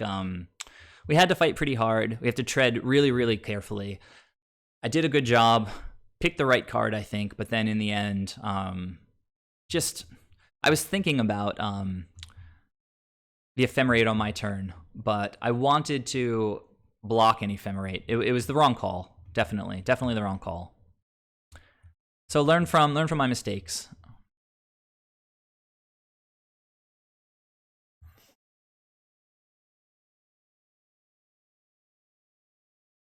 Teferi is decent, but he's slow. Oh, worship is a no-brainer. Wins the game a lot of the time. Deputy comes out. That was a card that I pitched to hand size in that game. Venser comes out. Time Warp comes out. We do trim 3 blue cards, but we've got only 2 forces. Oh, trophies are bad. Cut all the trophies. We're bringing in better removal. So now the question is, are there worse cards in the deck to take out for Teferi? Soulherder is a possibility. Needle for lands. The question is whether Needle is better than any of the cards in the deck, and I don't think I'm trying to needle people's lands. That's pretty sketchy because you have to name it. They can crack it in response to Pithing Needle. I don't know. This seems sort of fine. Teferi hoses Rift Bolts, which is kind of nice. It also pitches to Force, but then what would I take out? If I bring in 1 Teferi, I can trim Soulherder because it dies so easily. I kind of like the calls to go get life gain. Also, call is insane because Auriok Champion is just a blowout. So I'll leave the calls. I'll bring in 1 Teferi. Man, that sucks. I could have won that game. I'm a little bit salty now. Salty at myself, which is the best kind of salty because it means that I could have done better. It means I could have won that game. This is sick.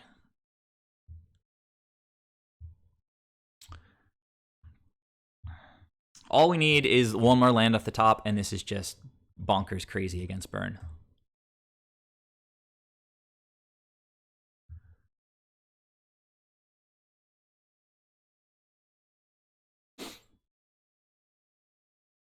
I really hate getting basic planes with the Vista.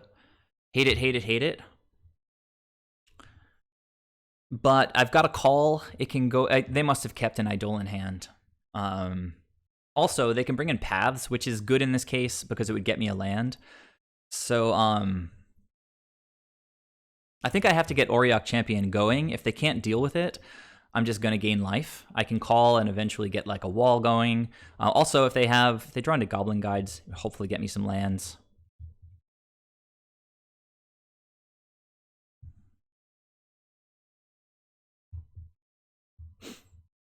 So, opponent bolting me in response. You got it.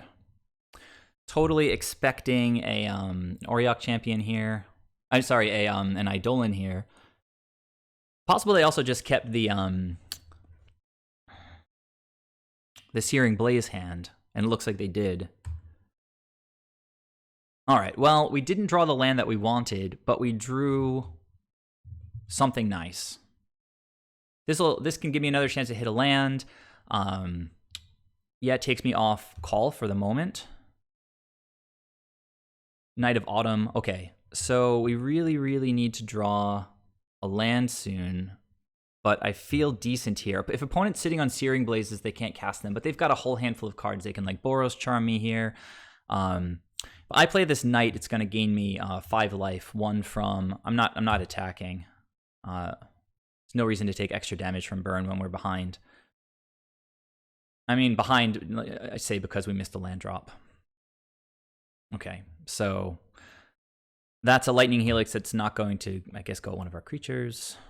Lightning Helix usually goes to the face anyway.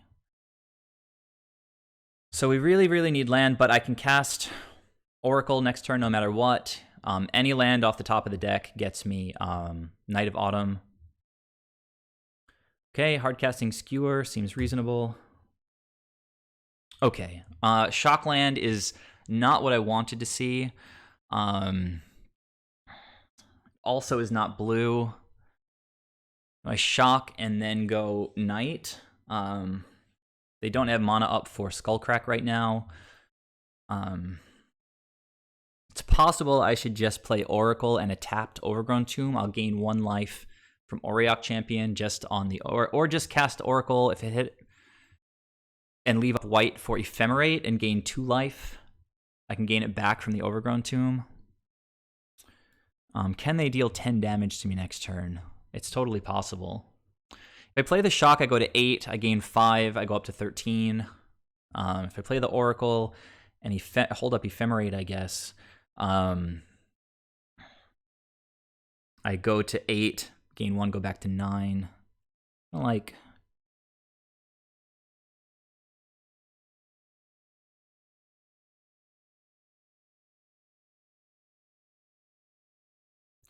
I can't Ephemerate Knight. Oh wait, I mean,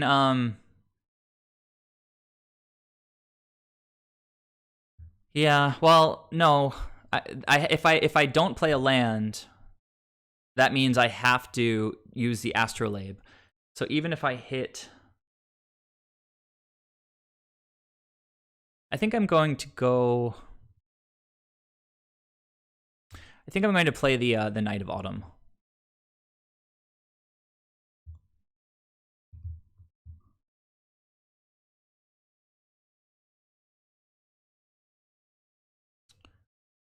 Trying to play around Skullcrack. They're tapped out. I've got double Ephemerates to start gaining life through Auriok Champion next turn. So basically, I just want to get my life total as high as possible this turn. I think this is how we do it. This is going to take me up to 13. And I think it's hard for Burn to 13 me on their turn.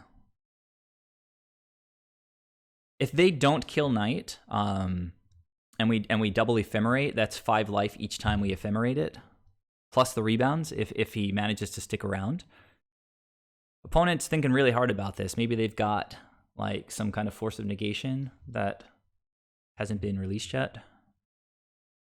Force of, what is the essence? Force of Essence, whatever. So I'm still not going to attack. I mean, maybe that's too conservative, but it's just 1 point of damage. Once the tide is turned, I think that it should be easy enough to deal with their life total. All right, 4 cards in hand. Haven't played any creatures yet. Okay, that's going to gain me some life. I can dig it. Maybe they Skullcrack me in response. Nope, I gain life. That's nice. And if we get another turn, it's going to be pretty sick. I don't know why they're floating red. I don't even think they can undo that right now since they cast a spell in between. Like, if you float mana and start casting spells, that's past the point that you can undo that tap. All right, so 2 Swift Spears. Dig it. Okay, before I can gain life, they're going to Skullcrack me. Is that right? They're going to tap out and let me gain 10 life next turn? Now, this game seems like it's in the bag. Well, they're Searing Blazing the Knight. That makes sense. Makes a lot of sense. We're going to keep gaining life from Auriok Champion, but dealing with Knight was a good call for them. Of course, I've got Eternal Witness, which can just go grab the Knight. The opponent's down to 1 card. They've got 1 more card to draw on board. This is awesome. We just get to block like this. Sin Collector is another very interesting possibility.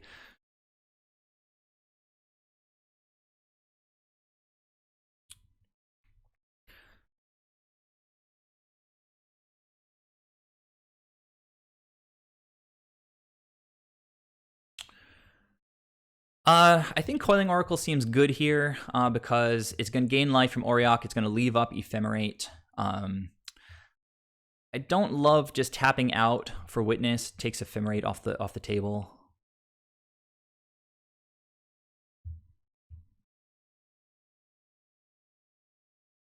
This also gives me a chance to hit a land this turn, whereas Eternal Witness does not.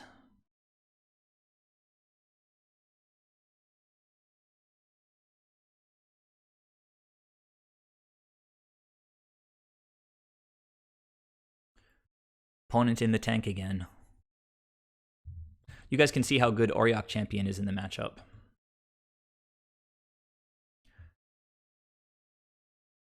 Burn decks usually bring in some kind of...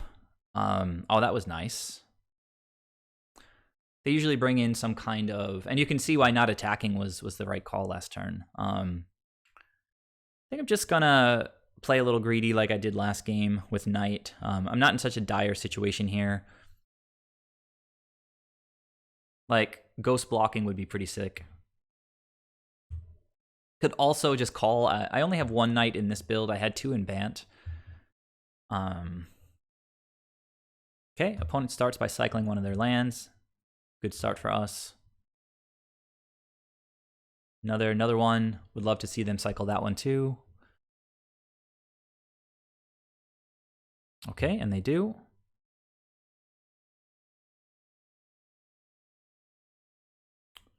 Tapping out to suspend a Rift Bolt. So I can safely Ghost Block here. They're definitely going to get in with both of these guys. And then I can Sin Collector and Ephemerate Sin Collector next turn. Hopefully they've got 2 spells in hand I can rip out. Remember, this is also going to gain me life because of Auriok Champion. If opponent didn't bring in their Skullcracks before, they're definitely going to do it now.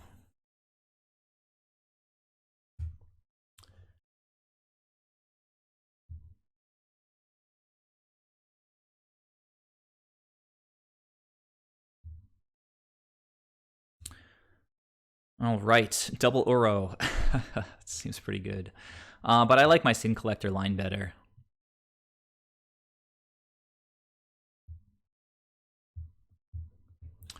See what they have in hand. Okay, Lightning Bolt gets taken away, exiled. There's still a Rift Bolt suspended.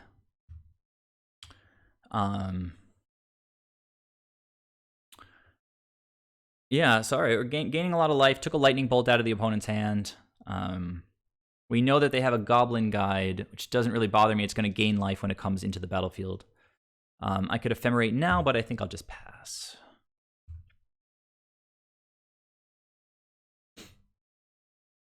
Imagine Bolt has to go at my face.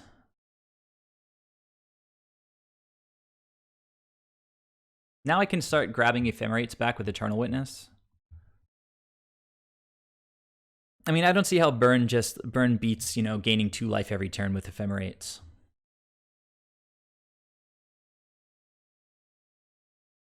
I think if they go after either of my creatures with this, I just Ephemerate. We know they have a Goblin Guide in hand.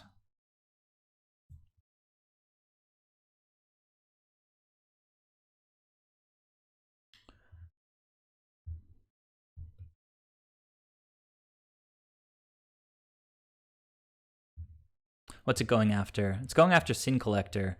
I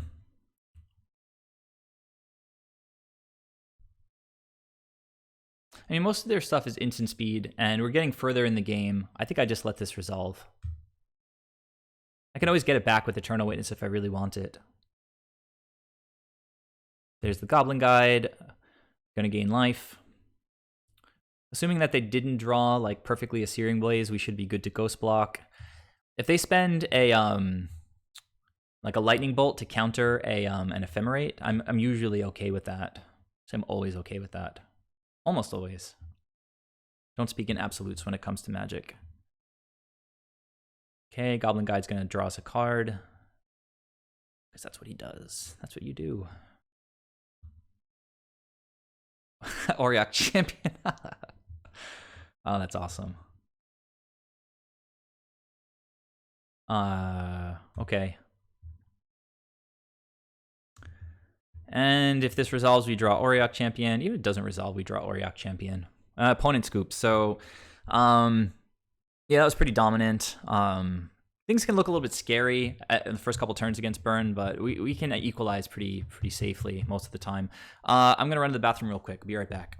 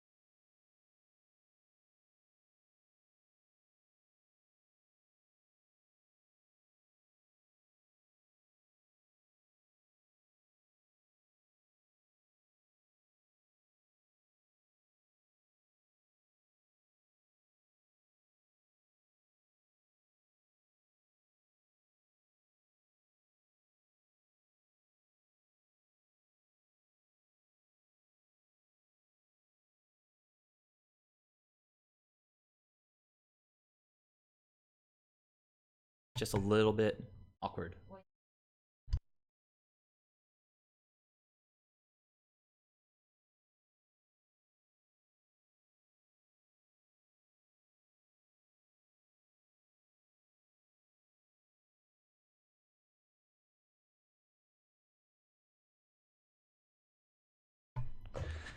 Hey guys, so I think I'm just gonna run that back. Seemed pretty good. Did I not have any blue mana out that game? I just playing Abzan. Man, I think all the time about playing like a 4 Siege Rhino, Ephemerate, Eternal Witness deck, but keep coming back to the blue.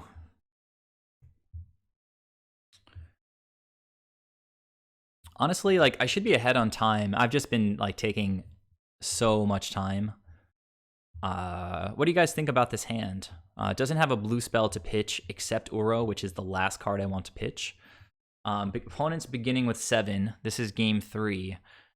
We don't have a 2-drop, which is usually what I require. If they have a fast start with creatures, I don't think this gets there. Even just Uroing by itself is not that amazing.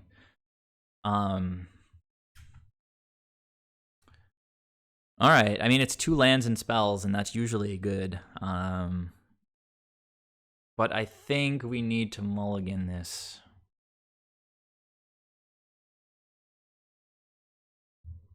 Jesus. I mean, I guess like Auriok Champion is something to mulligan to. This gives us redraws. Fixes our mana for the whole game. If I draw into 1 creature, we should sort of be set-ish. Of course, I have to shock myself on turn 2 if I draw a 2-drop. Are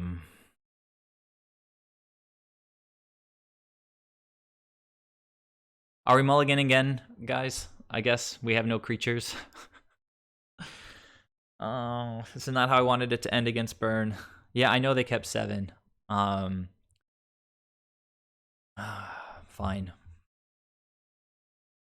Jesus. All right. Well, we're gonna keep. We're gonna pitch the Force because we're not. Might be a turn 3 play, but no. I'm gonna pitch the Force and I'm gonna pitch the Ephemerate. 2 good cards, but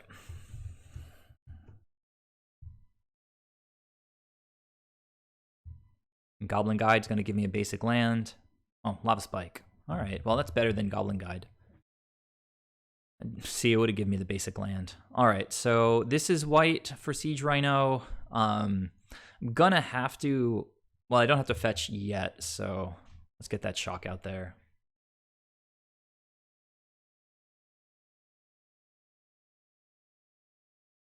Like, Eidolon is sort of okay for us here, I guess. Jesus. All right, well, that's going into play tapped right now. Gonna take a little bit of a beating. Can throw Eternal Witness under the bus next turn and then play Siege Rhino. I mean, setting ourselves up to lose here pretty easily. That's what mulliganing to 5 does, though, I guess. All right, opponent's going all out this turn. They've got the creatures, so I don't know that there's any coming back from this.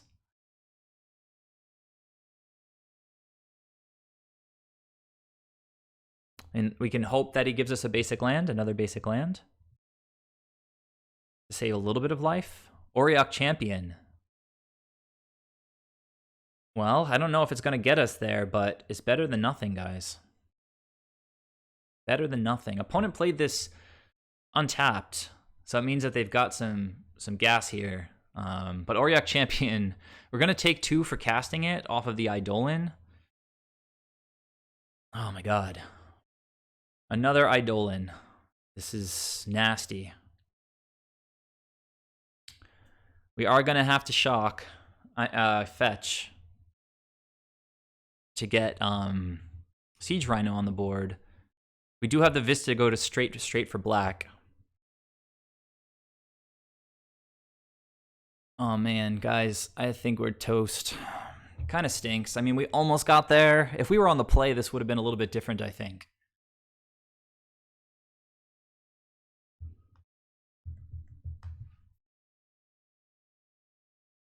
No, I could still draw basic swamp. It saves me 1 point of life. Like, I didn't see the need to crack just yet.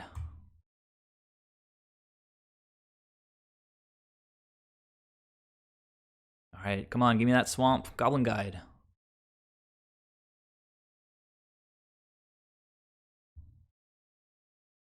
Nice Fang.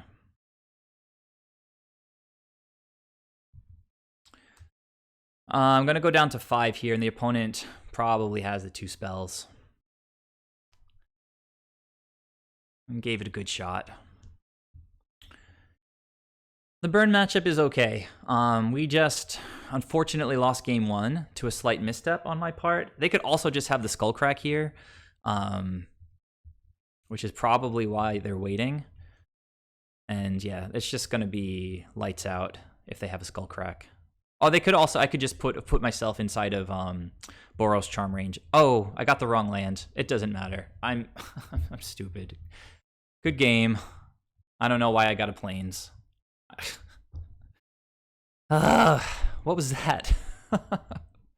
Why did I get a Plains? It's just like, I could have sworn I clicked on the swamp. They're right next to each other.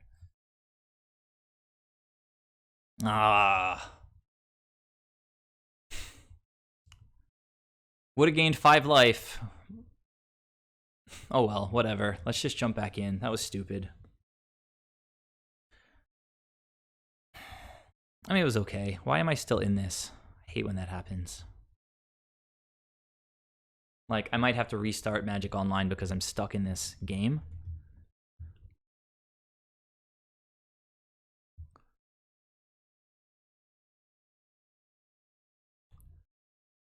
That was so annoying. I could have won game 1. I could have had a chance in game 3. It's like one misclick and you're out of it with this deck.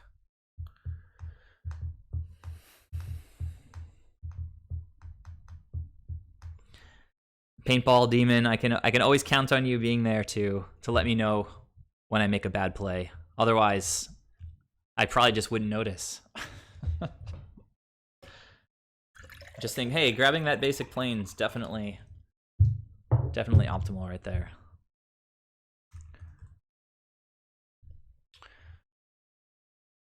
Sigh.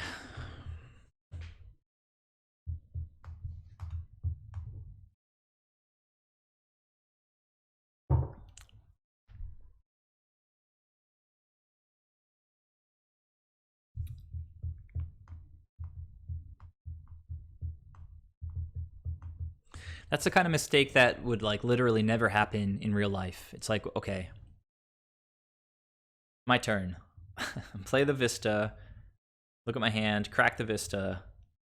Searching for lands. Basic Plains. It wouldn't happen. I mean, Rhino was a spell that wouldn't trigger. The opponent could have just thought I was like locked underneath Eidolon because two Eidolon triggers would have just killed me at 4 life, but Siege Rhino goes through Eidolon, and Auriok Champion would have gained me life as well. So I went down to 4, but I was going to go back up to 8. Attacks are hard for them at that point. I don't know that I can just add from here. I'd have to like start a message, private message with you or something. We'll do that later, I guess. But I will add you as a buddy. I don't do anything with these buddies, honestly. Like if we want to coordinate something in Magic Online, we can just coordinate on the Discord. We don't have to PM each other here. Anyhow, this guy's on Tron, I guess, huh? Tron players and their Karn avatars. They can't not do it.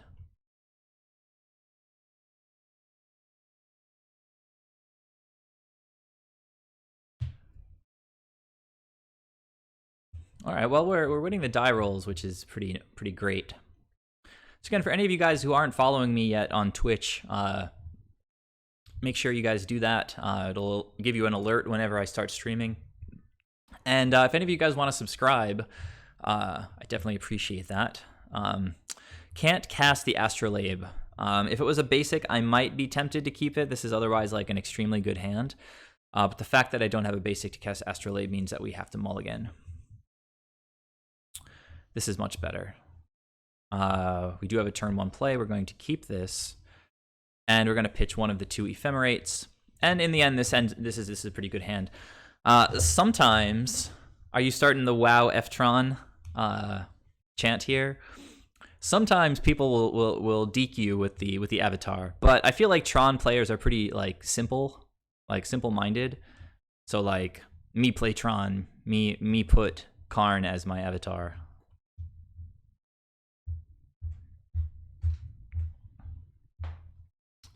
It's not. It's like some kind of scales thing. Oh no, it's Infect. So we are. I thought this was the other Greenland. Well, we're starting to flood. Don't really want that to happen. So I think we just play our. Against Infect, shocks don't matter. So I'll just play an untapped shock, and pass the turn. Infect players also tend to be pretty simple. So, all right, this is our only Infect creature. I can dig it. We can, Coatl is sensational in this matchup. We do want to get basics. We have this to help with establishing Death Touch.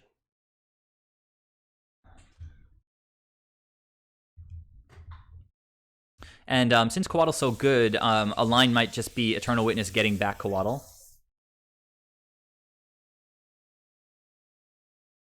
Yeah, Hierarch is the last option for Infect. They're not going to swing for 50 with that. I might just win with Time Warp this game. Let's see how it goes. I've already got all 3 pieces in my hand. That's exciting. I want to protect the Ice Fang, so I'm just going to play an Oracle out here. I've had Infect players try to Spellskite Ephemerates, which is funny because you can't do that. Okay, Call is pretty interesting.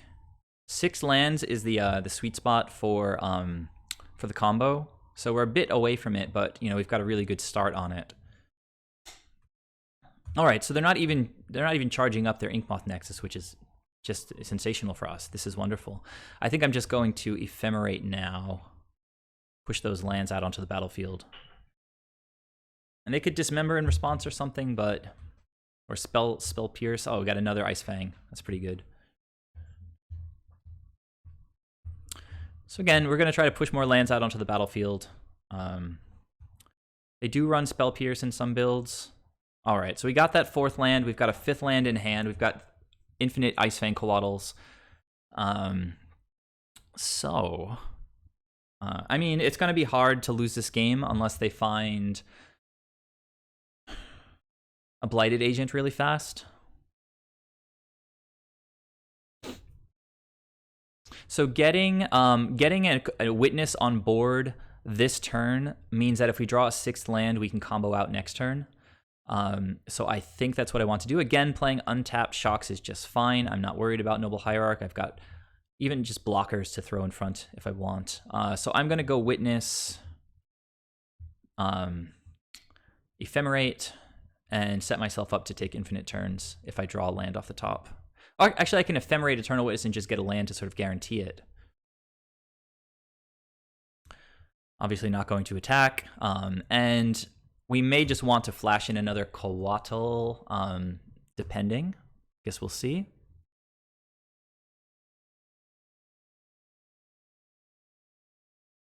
Yeah, it's always nice when I get the infinite turns combo on stream. As things stand, if the opponent just passes through and doesn't have a Spell Pierce, then it's just lights out, because I'm going to Ephemerate Eternal Witness for a Rainforest. Okay, looks good. Coast clear. I mean, they could have the Spell Pierce for Time Warp, but it doesn't. I mean, it only slows us down a little bit.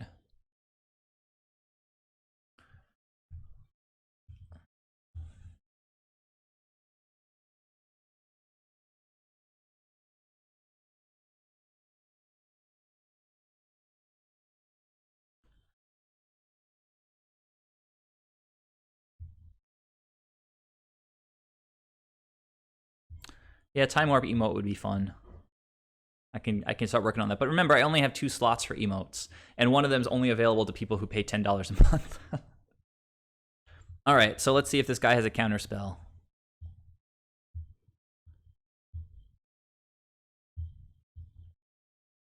If he does, he gets another turn. All right, doesn't look like they do. So let's go ahead and get another white source and go for the Ephemerate.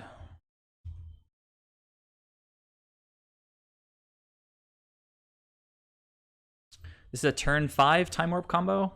Got to be close to the best. The record.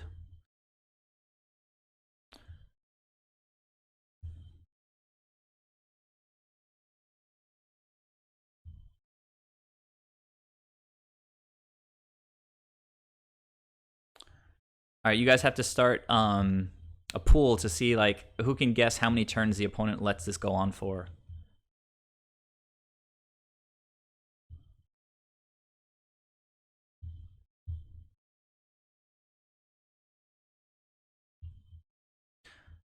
Thing is, it seems like it's going to take 20 turns or something. But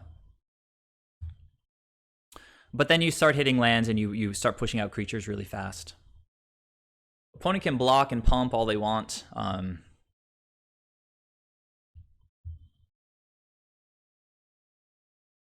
2 turns? All right, well, that was 2 turns. This is the 3rd turn currently.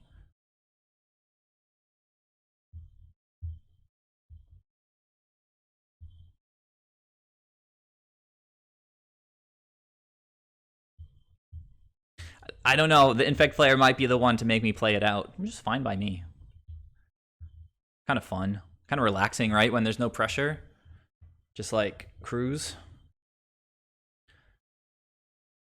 Maybe the opponent will... Oh, you know what?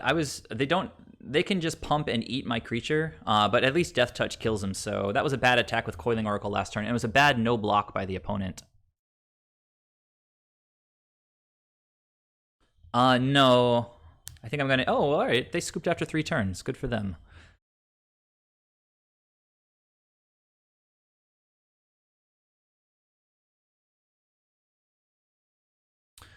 So,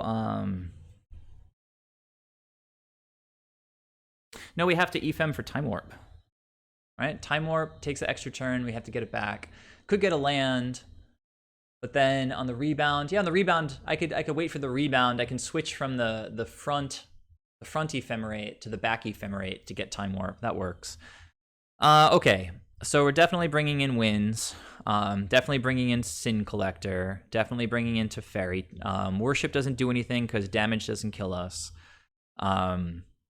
Celestial Purge doesn't do anything in the matchup. Thoughtseize is sick because Thoughtseize can take out like a turn 1 Blighted agent. A Pithing Needle for the Ink Moth is a consideration. Fog prevents combat damage. I think that stops Infect. You guys want to let me know? I'm pretty sure combat damage, like Infect damage, still counts as combat damage. So Fog seems pretty dope. I don't think we should count on Time Warp. So I'm going to trim the Time Warp. Venser is interaction, so it's hard to cut that guy. Wall of Blossoms, decent against Glistener Elf. Obviously, all the removal stays in. Even something like Deputy stays in. Knight is maybe blowing up a Spellskite. Gaining life doesn't matter, so Uro comes out. And along those lines, oh well, Knight of Autumn with Ephemerate can blow up an Ink Moth. Maybe I'll trim a Siege Rhino. Maybe trim 1 wall, since sometimes we can't block anyway. Could trim 2 walls and just throw snakes in front of the Ink Moth. If he's gonna... I don't know. Let's see.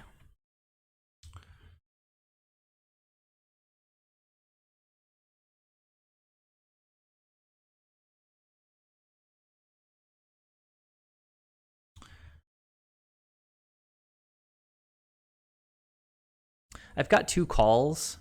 Don't know if I need those because I don't know how many silver bullet creatures there are in this, honestly. So I'll trim 1 call.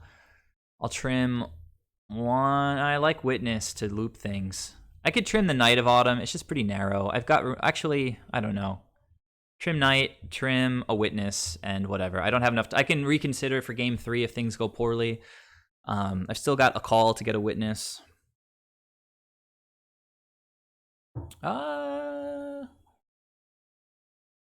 Opponent's mulliganing. Teferi is kind of the nuts. Temple Garden, turn 1. Sorry, Pithing Needle, turn 1. If I draw any fetch, this hand is just gas-tastic. Thoughts on this hand, guys? I'm leaning towards keep here. Also, any land turns back on Eternal Witness? Or it turns on Eternal Witness? Yeah, alright. Opponent went to 6. I mean, we still get a draw step, actually. So we have lots of... Alright. Astrolabe is the best. I love it. Okay, this is getting pretty sick. I mean, Ice Fang, what's happening? Oh, man. That's pretty rough. Spellskite here, maybe? Iron Claw, Ichor Claw Mirror. Yeah, I know this one. When it becomes blocked, it gets bigger. Fair enough. Fair enough, opponent. Still got my Force online. Do want to draw. I'm definitely playing this Coatl this turn. I really need to draw lands. I mean, this turn's cycle, right? I've played my land. No reason to play it main phase. Unfortunately, not going to have Death Touch. We're 1 short. It's pretty cool that if I did have another basic here, Ice Fang would have Death Touch on turn 2. Yeah. So I think we just passed the turn here. We've had a few draws and haven't hit that 3rd land yet. I have a feeling we might have to counter something here. Rancor, huh? That might be a good one to counter, because they keep getting it back. I don't really want to pitch to Teferi, but the fact that this guy plays Rancors means he doesn't really have to play at instant speed so much. We do have an Ephemerate, which could be sick if we get a Teferi down. I am going to play the Coatl, so let me play that and I can draw a blue card that I can pitch.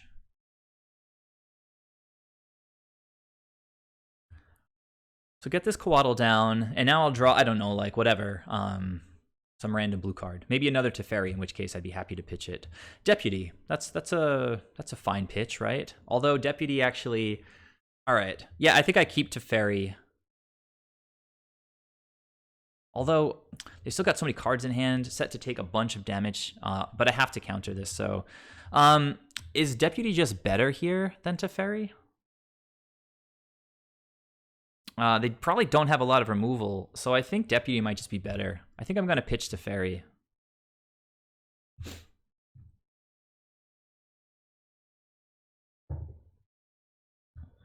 Okay, well, they veiled.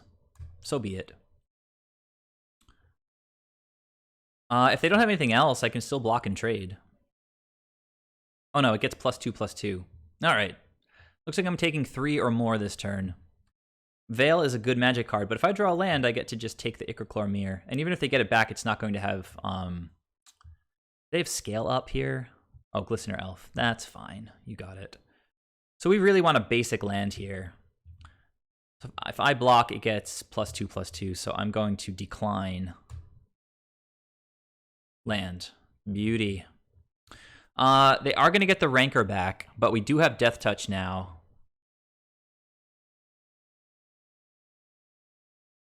Man, Astrolabe is so good.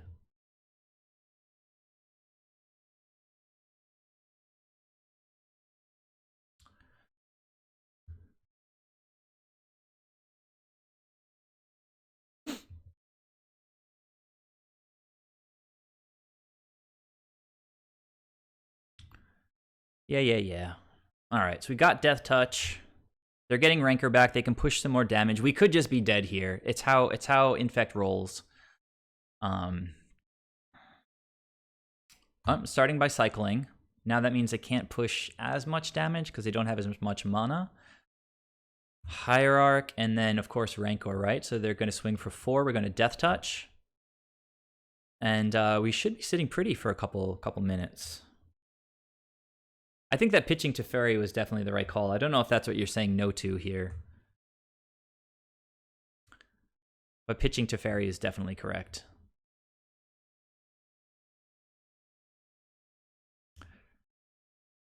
And now we can witness for Coatl if we want to do that. Oh man. So life total doesn't really matter yet. We're not at the point where we're going to kill the opponent. I think just witness, hold up Ephemerate, get back Coatl, and reestablish Death Touch. I could also just get Force. Yeah, I can get Force if they cast some. Well, they're not going to really get in for anything this turn. So might want to just Ephemerate now before they can get like Spell Pierce online. Of course, if they draw a removal spell, it gets Ichor Chlormere back, but whatever.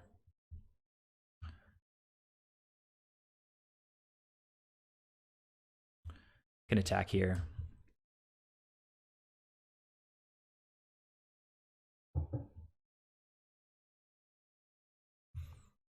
Yeah, but Deputy just takes one of their creatures away. Like straight away. They can't recast it. Okay, you got your Rancor, that's fine. I could have tried to force that, I guess. Oh, maybe that's gonna bite me in the butt. But I do have an Ephemerate coming back. So I can Ephemerate with the Deputy. Yes, I gotta think about what I want to do here. They've got a lot of Exalted with that Glistener Elf. I just draw a path off the top that answers all questions. All right, I'm definitely going to hit the Eternal Witness to get back the Ephemerate, and then I can Deputy one of their creatures in combat. There's that Teferi. So that's unfortunately. Let's see. I do have access to double white, but I don't have blue on the battlefield. So if I go, I can't hold up Ephemerate if I play Teferi, but I can just bounce this guy right now with Teferi, which seems pretty good. They attack with Exalted at Teferi. I chump with Eternal Witness, maybe. I'm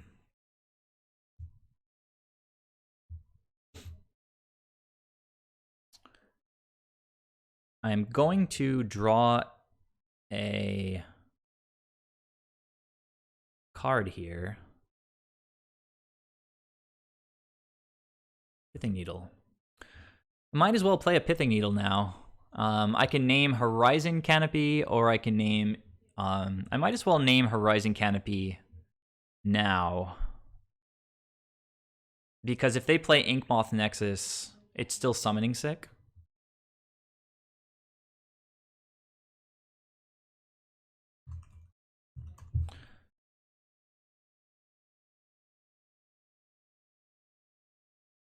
And I don't want them to be able... I'm not going to attack because I don't want them to be able to like buff and eat a Deputy. So we know that they have Rancor in hand, I think, right? Because, yeah, it would have just gone back to their hand. Okay. Oh, well, that's smart. I like it. Well, we slowed them down for a turn. Can still get Teferi back if I want. I mean, really, I should have Ephemerate up here. I've just been, like, getting short on lands. Going at... Okay, I gotta let the Exalted triggers resolve, I guess. At Teferi. Makes sense. He's gonna die anyway, so I'm not gonna block. Rancor on Teferi. Makes sense. I do have this Ephemerate. I have a land now. I think just getting Teferi back seems solid.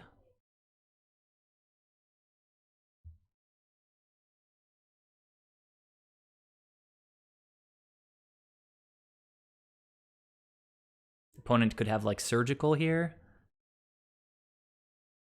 Okay. Might as well go get like a hallowed fountain.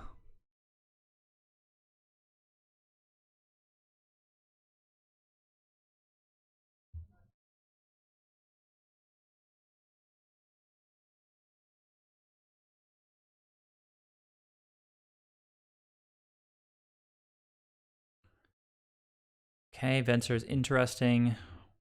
This Teferi's going to die again, but if they keep throwing all their damage at Teferi, I'm kind of happy about that.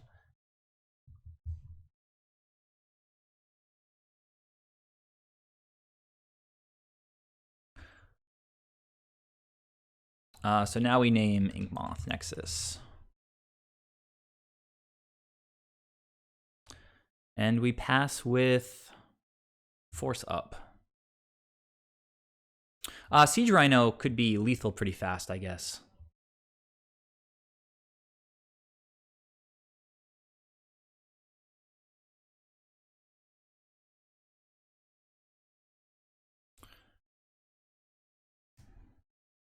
If we draw another, let's see, Might of Old Krosa.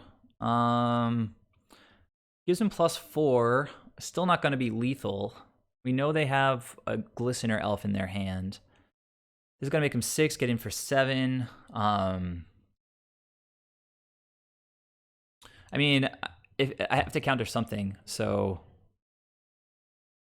like if this is coming at my face, I'm definitely okay with it. They can't do instant speed during combat. All right, so they're going with for what? For 8 at my face? I can just gain this back with Siege Rhino next turn.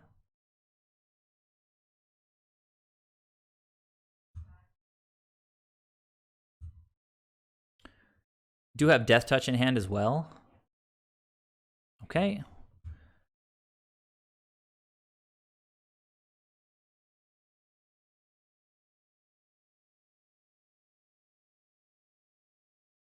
That was a great draw. All right, so with Teferi, opponent's pretty wrecked here because I can just Venser whatever's attacking me next turn. They didn't replay their Glistener Elf, which is interesting, right? Especially since they can't do anything at instant speed. I feel like we play out Siege Rhino and we still have Ephemerate up with Astrolabe or Temple Garden to Deputy whatever attacks us. So we are pretty much in the clear. I also have Death Touch if we want that.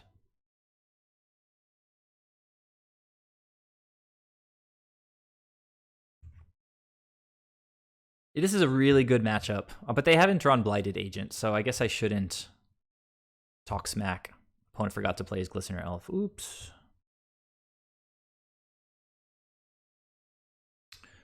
All right, this is all fine. Opponent doesn't really have good attacks anymore with the Siege Rhino on the battlefield. Okay, it's going to make him a little bit bigger. 2+2+2 because he didn't have a land drop. Yeah, so it's getting in for like 6. This is not even lethal if I don't even block it. Opponent lost life from this. They're attacking Teferi now. This game is so over. They're tapped out. Teferi, I think I don't even know what I want to do. So many options.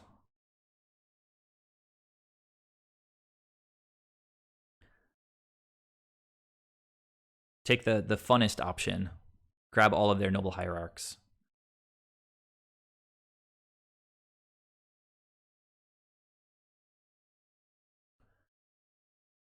I could have just flashed in Coatl for lethal in the air. That probably would have been a little bit better. Oh, you're right. I guess with the Ichor Mirror, they're not. This is probably a budget list. Totally correct. It's way worse than the blue version. Can I win with no permanents on their side of the battlefield? No, I could only get 2 bounces. That's not that fun. So, I think we attack with Siege Rhino.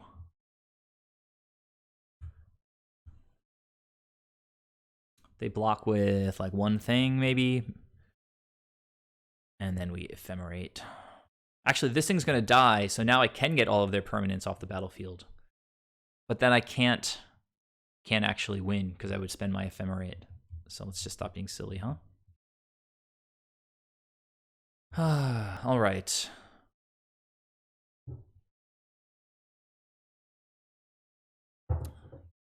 So, I mean, if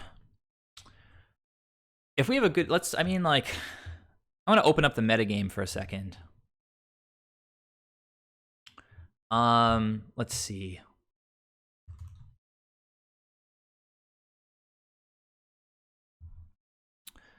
So, yeah, I mean, that's just pretty dominant against Infect, and it usually is, particularly against a version not running Blighted Agent, because that's the only thing we have to worry about in the matchup. Okay, so, what are we good against? What are we bad against? I'm going to run to the bathroom one more time. You guys can start thinking, and let's have a conversation about the metagame and anything we might want to do to the deck to help shore up certain weaknesses. Be right back.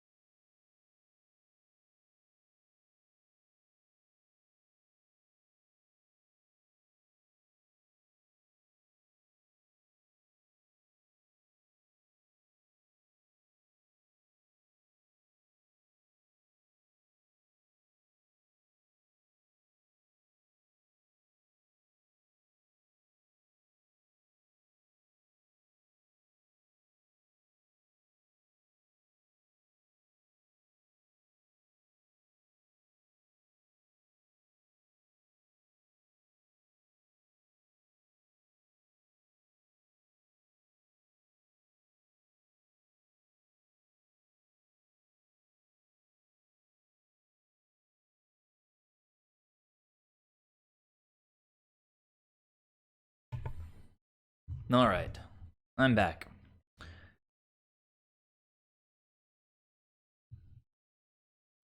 I mean, what do you mean even Burn? Like Burn is a bad matchup. Burn's not a bad matchup.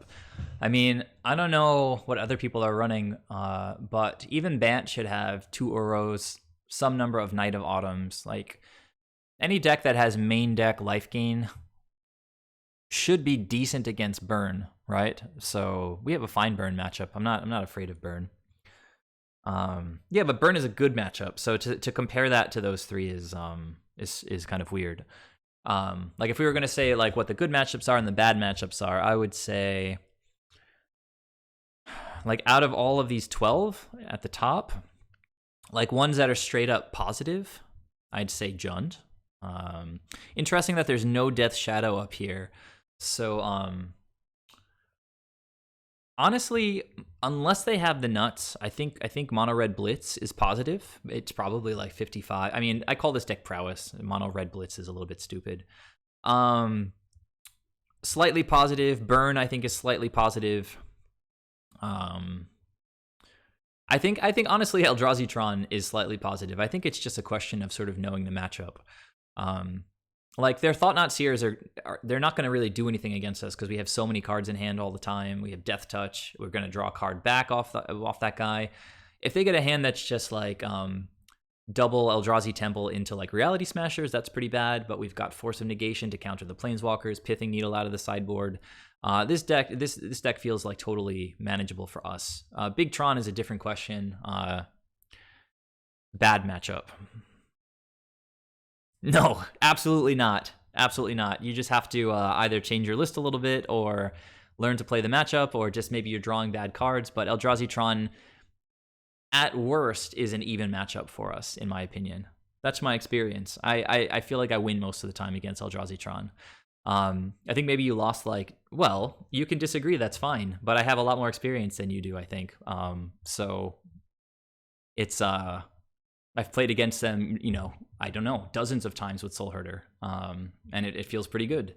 I mean, what are their haymakers against us? Do they even play? Let's open it up. I mean, they don't. So they don't have the instant win anymore of going and getting Mycosynth Lattice. They don't have Big Ugin to just wreck us. They don't run Big Karn. They run one All Is Dust. Like, that's fine. That's fine. If it lines up perfectly and we have no cards in hand and they All Is Dust us, that's fine.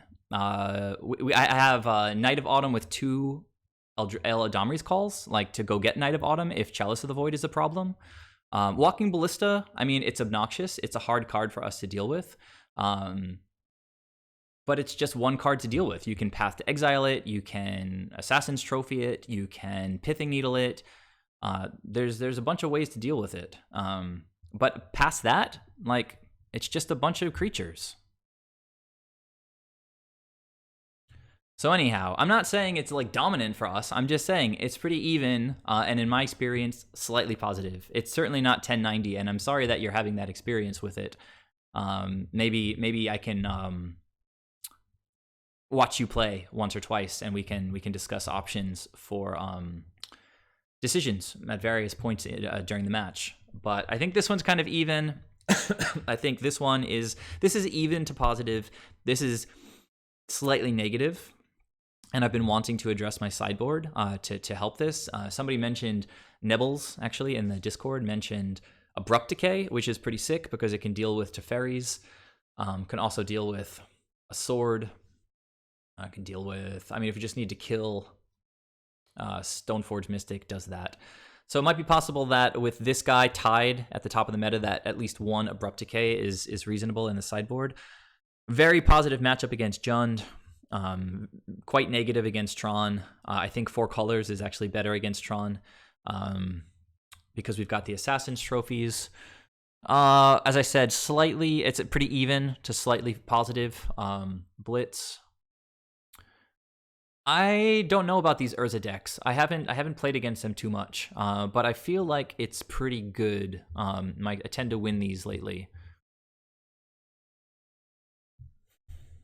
I mean, they have Uro, but without the Planeswalkers of the Snowblade decks to just keep gaining value, I feel like these decks against us, our value is just going to outpace their value.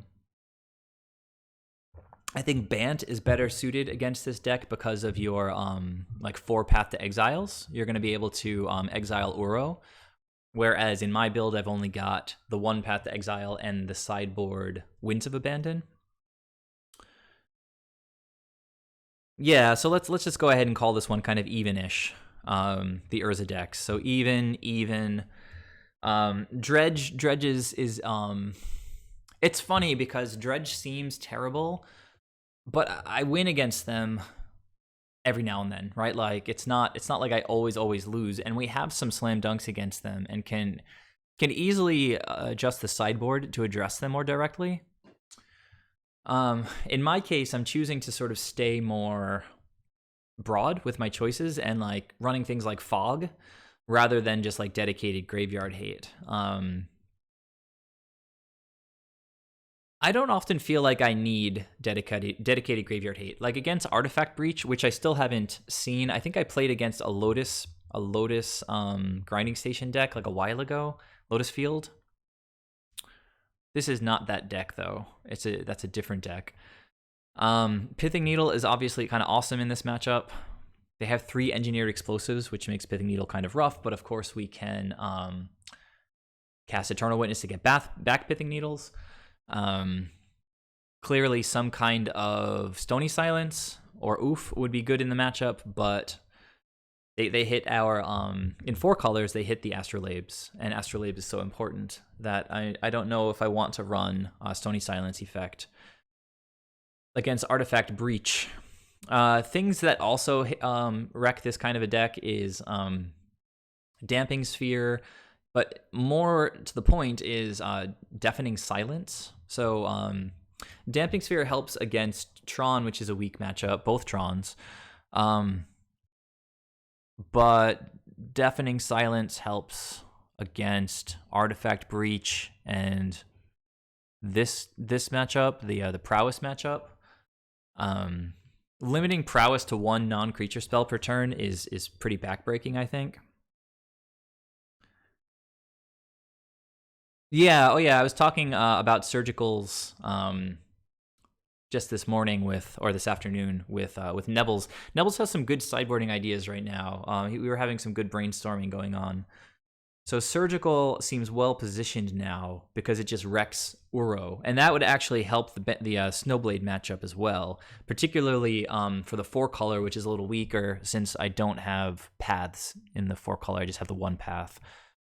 So for those of you guys who are still on the stream now, this is the time to brainstorm. Like, what are the best sideboard cards? I have some good stuff against Bant Snowblade, but I'm not sure that it's like good enough, and I kind of want it to be better. I could increase the number of Teferis up to 3, but Teferi really doesn't do very much against these other decks. I guess it comes in against the Urza decks because they run counter spells. 3 Cryptic Commands, 3 Rebukes. 3 Archmage's Charms. 3 Cryptic Commands. Also makes their instant speed Whir of Inventions.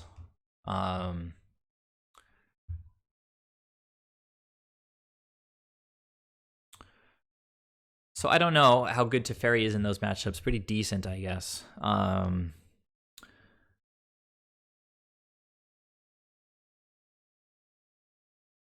Teferi answers every threat. Against which deck are we talking about?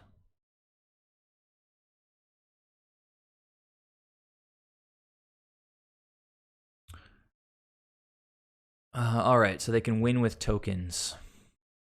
Let's see. What makes? Oh, you mean they can win with goal? What are they? They're constructs, right? With constructs.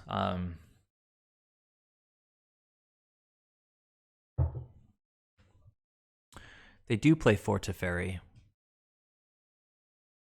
So it seems like more and more, like if why don't we check the not just the metagame, but the format staples, see where Teferi is right now, because if Teferi is like way up there, so he's not top 10, but he's got to be pretty high. Yeah, look at this in spells, right? This includes what?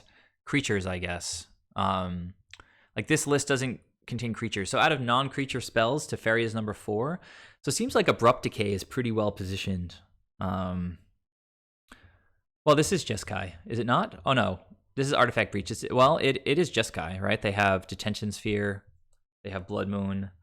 I could look at another list here. This looks similar-ish, right? They have main deck Breach, and this one must also have main deck Breach, right? They do. So, I mean, and the decks are virtually identical, so this is Jeskai. What's not modern? This is modern. Oh, in standard. Yeah, that's not. I thought you were talking about the decks. Okay, I'm in modern now. I jumped the gun. So, all right, Teferi is not top 10. Actually, we should be playing Ashiok, I guess, right? That's something that I haven't brought back in a bit. So what do we bring Ashiok in against in this format? Things that care about the graveyard and things that care about searching, right? So against the Titan decks, I guess Ashiok hits the graveyard against Breach. Dredge, although it's super slow, Ashiok seems pretty good. So why don't I just open up another tab and keep track of what we're talking about here? So Ashiok, what else did we say? Ether Gust, Surgical, Abrupt Decay. This is great brainstorming, super duper useful. let's keep looking at this list a little bit. The most played cards: Lightning Bolt, Astrolabe, Veil of Summer, Path to Exile. These are cards you can't really do anything about. Ashiok is hindered a little bit by Pithing Needle, which I love in the sideboard. Thoughtseize I have in the sideboard. Cryptic Command, we can help with our counter spells. Veil of Summer. So I'm not playing Collector Oof in my list. I don't like the Nombo with Astrolabes. Astrolabes are really important in 4-color. Like, really, really important. As soon as you start shaving, you find yourself with, like, just green and blue mana, right? And you need white and you need black, and not good for 4 colors. Definitely better options. But for Bant, sure. Like, put some oofs in your list, and then you can call for the oof. So that's a great choice. People have been talking. We were talking about Shalai, and I was actually thinking about main decking it before I went back to 4-color. And if I was thinking about main decking it, maybe I should be thinking about sideboarding it.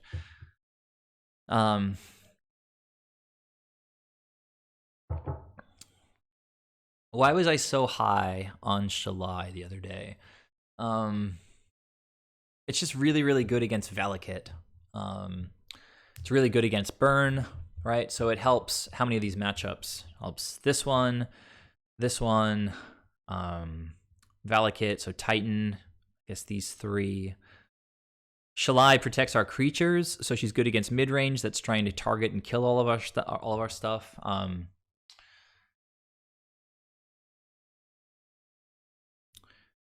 I don't know.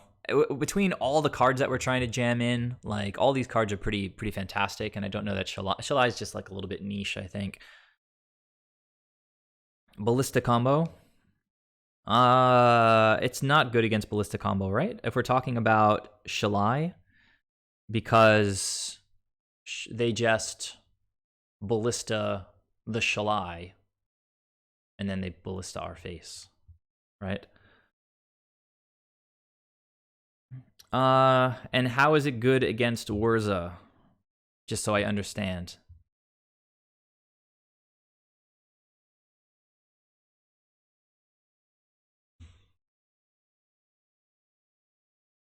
So how is Shalai good against these guys?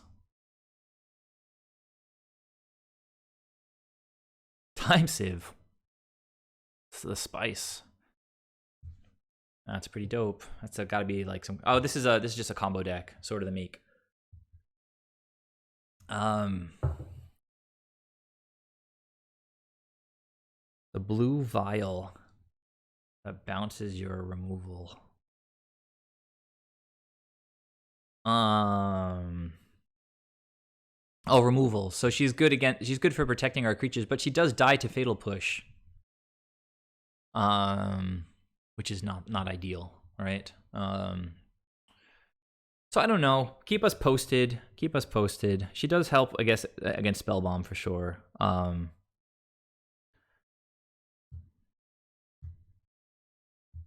right, so something to keep in mind. It's not on the top of my list right now. I think that other important things are Ashiok, Ether Gust, Surgical, Abrupt Decay. Let's keep brainstorming for a couple minutes, please, guys, because this is just, I think it's very, very productive. I hadn't thought about Abrupt Decay in forever, and I've been sleeping on Ashiok for a little while, even though I used to play it. I've got Japanese anime Ashiok, so like I'm stoked to actually put those in my deck. So actually going down to the next tier, I think we get better matchups for our deck. Gifts gets destroyed by Veil. It gets destroyed by Force. Obviously, if we play any Graveyard Hate, that helps a lot. Infect is just like one of our best matchups. I feel like it's like 80-20 or something. Death Shadow also got to be like up there, like 65-35 in our favor. Blue-red control, that probably includes like a billion different decks. Any number of kind of Blood Moon, Through the Breach, random garbage that can go either way. Can be good or bad. We bring into fairies against those guys. Damping Sphere helps in so many matchups. Let's check it out. Let's see which matchups it helps in. Obviously the two Tron matchups. Obviously Blitz, right? I'm not gonna say Blitz anymore. Prowess. Two Tron decks. Prowess helps against Breach. One of these decks is trying to cast a lot of spells, right? But another one, this one's just going for combo, which they don't need to cast anything, so they just win through. They win through Damping Sphere. I mean, Storm is like down here. If we just want to very loosely call this tier 1, tier 2, tier 3, I know it's loose. Like you would call Amulet Titan tier 1. But at a certain point, the tiers become kind of meaningless if you just say, like, if we look at this, Amulet Titan is busted as all get out, but it's only got 3% of the metagame right now. I mean, it's a little bit more because there's a bunch of other versions of it, like Titan Shift and other. I'm sure there are other Amulet builds like this, adding like 0.5% here and there. But ultimately, you're talking about 5% of the meta. So I think it's totally fair to just say like tier 1, tier 2, tier 3 for the time being. I think that's fair also because if you think about it in particular cases, both Trons, everybody would say, are definitely tier 1 right now. Definitely Snowblade, definitely tier 1, definitely Prowess. Whereas Burn, not up there with Prowess right now. So Burn seems like a tier 2 deck as far as prevalence goes. Humans, not as popular. Dredge is kind of like in this weird in-between space where it was gone and now it came back a bit with Ox. So it's kind of like pushing to get into that top tier.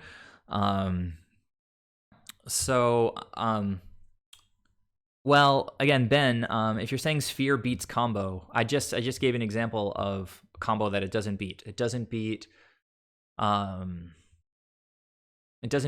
Foundry, right? It does beat Artifact Breach, right? So let's keep going with Damping Sphere.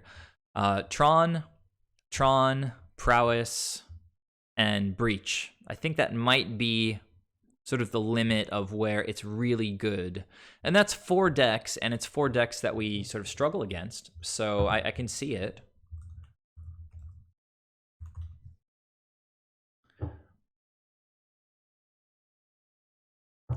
You have to think that Sphere, I mean, yes, it helps us. Also hurts us a little bit. Just got to make sure that you acknowledge that because we want to cast a lot of spells each turn. Imagine that we rebound and ephemerate. The next thing we cast during the turn is going to cost 1 more. And then the next thing after that is going to cost 2 more. So, bit of a non-bow, I think. So since in black-green, I've got Assassin's Trophies already helping in the Tron matchup, I honestly think that Pithing Needle is probably just a much better choice against these decks than Damping Sphere. Pithing Needle doesn't help against Storm, but Storm is currently tier 3. And I'm not really worried about that deck right now. Well, Blood Moon. It doesn't hurt Prowess. It doesn't really hurt Burn. It hurts a little tiny bit. But it kind of just body slams everything else. Huh. Interesting.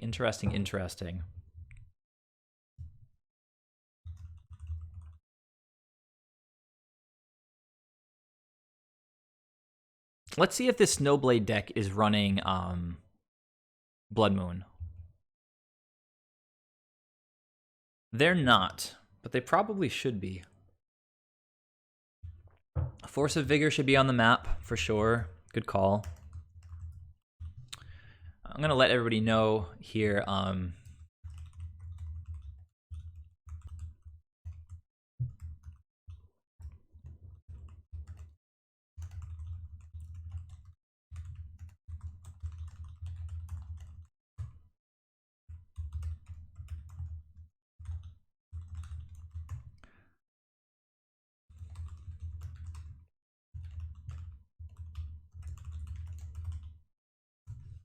All right, so just trying to get some people in here.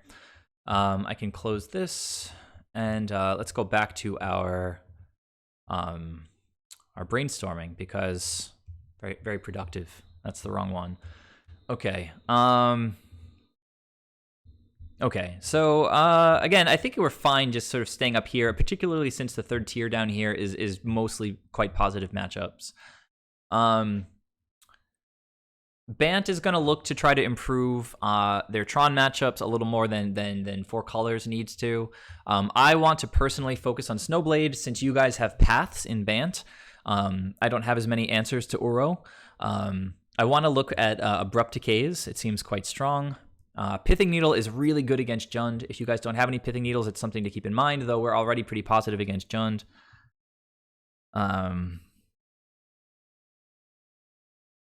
Yeah, no, it's a good call on Disdainful Stroke. It's just possible that Ceremonious Rejection is just better at this point if we're going to play one of them. But even that might not be good enough right now. Because Ceremonious Rejection is going to counter an artifact, and then like Emery's just going to cast it again, you know, which is pretty obnoxious.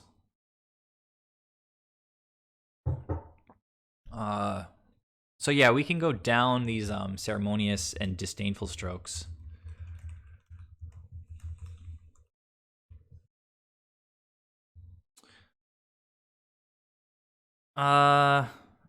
Stroke catches Thragtusk against Tron, against Mono Green Tron, but Thragtusk only exists in one matchup and as like a singleton or something. So let's thin this out a little bit and make sure that I'm just not going overboard with the tabs. I mean, Thragtusk is kind of a weird one. You've got Path for Thragtusk. You can leave in some paths against Mono Green Tron to path their crazy creatures. I've been seeing more of this guy lately. I love these old Eldrazi. I had a Legacy Elves build that had Living Wish. You guys know about Living Wish? It lets you get a card from your sideboard. A creature card from your sideboard. A creature or land. So I had like a Gaia's Cradle. I had a Bojuka Bog in the sideboard. And then I had a whole bunch of Eldrazi. So it was just like, get a crazy amount of elves so I can make like 10 mana on turn 3, and then just go Living Wish for Eldrazi. It was such a fun deck. I beat like so many like tiered legacy decks with my Elf Brew. This was way back in the day. Anyhow, I played Kozilek, the Great Distortion at that point. It catches Cryptic, it catches Urza, it catches Whir, it also catches Breach, I believe, right? I think that's a 4-drop, but I'm getting more acquainted with some of these newer cards. Oh no, it's a 2-drop. My bad. Doesn't catch that. Makes sense that it would just be 2. 4 would be too expensive. I love the idea of Blood Moon. I kind of like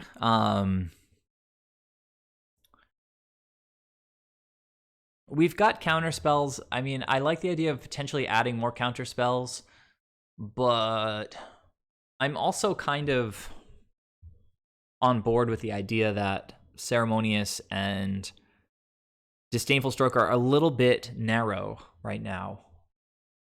A little bit narrow. Like, the artifact decks can all recycle their artifacts with Emery. And so countering artifacts is not really good. So Ceremonious in these matchups, even though it should be good, is not good because of Emery. It's obviously bad in all the other matchups, except Tron. But it is kind of the nuts against Tron. Ashiok is really good where, exactly? Like, I don't know, you were responding to something that I said, so...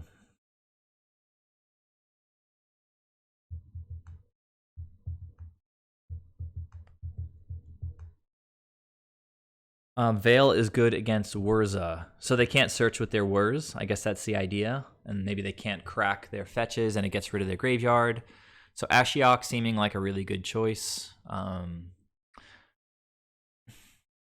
Does Ashiok come in against the Tron matchups? It's not great, right? Because I know that it stops Expedition Map and it stops Sanctum of Ugin, but it doesn't do much more.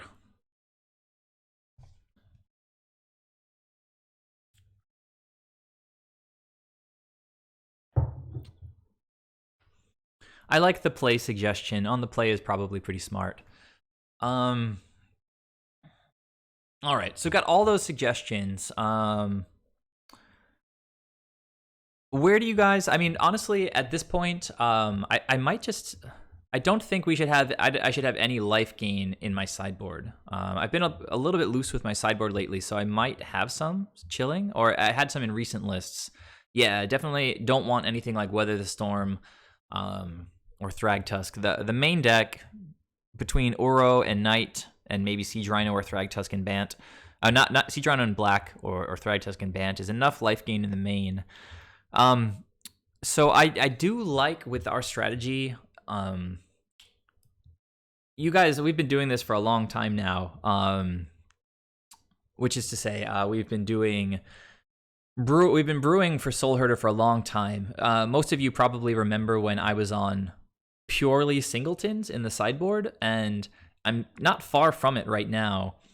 And the logic is just you create like a matrix of cards that you can pull for different matchups, and have like pockets of different cards that come in for different matchups. But after I don't know, a few hundred, maybe 1,000 matches with different builds of Soul Herder, I think the better way to approach sideboarding in this deck is think about the metagame in swaths, right? And it's kind of changing. We have this weird artifact graveyard swath now that kind of like is doing something very particular and occupying a really significant amount of the metagame. So we might need to really address that. But if we think about things as being like big mana, mid-range, aggro, and combo, right? I guess control kind of fits in there somewhere. Yeah, control fine, but just think of it as archetypes rather than decks, right? For aggro right now, I've been testing Fog, and I put a screenshot in the Discord recently where I was just blowing out Prowess. It wasn't too long ago. Let me see if I can grab that. So yeah, it was like this situation. They had cast a lightning bolt on one of my creatures. These Prowess triggers haven't resolved yet.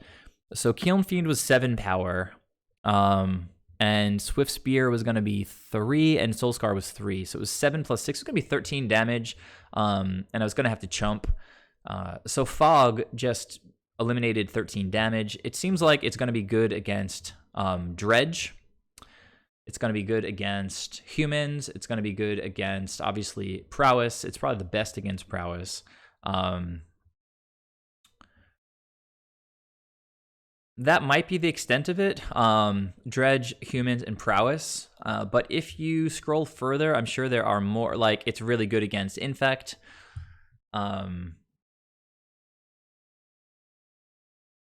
It's funny, like, how underrepresented aggro is in Modern right now. So yeah, I mean, it helps. I might want to take it out, even though I think the card is sweet, just because. Well, I mean, these two are pretty rough matchups. They can be difficult, and we have to fight for them. All right, Swizzy, thanks for joining the stream. If you're heading out, I'll let you guys know what we. I'm not going to stream anymore today. I want to finish like brainstorming, and then I'm gonna sign off and probably eat dinner with my wife or something.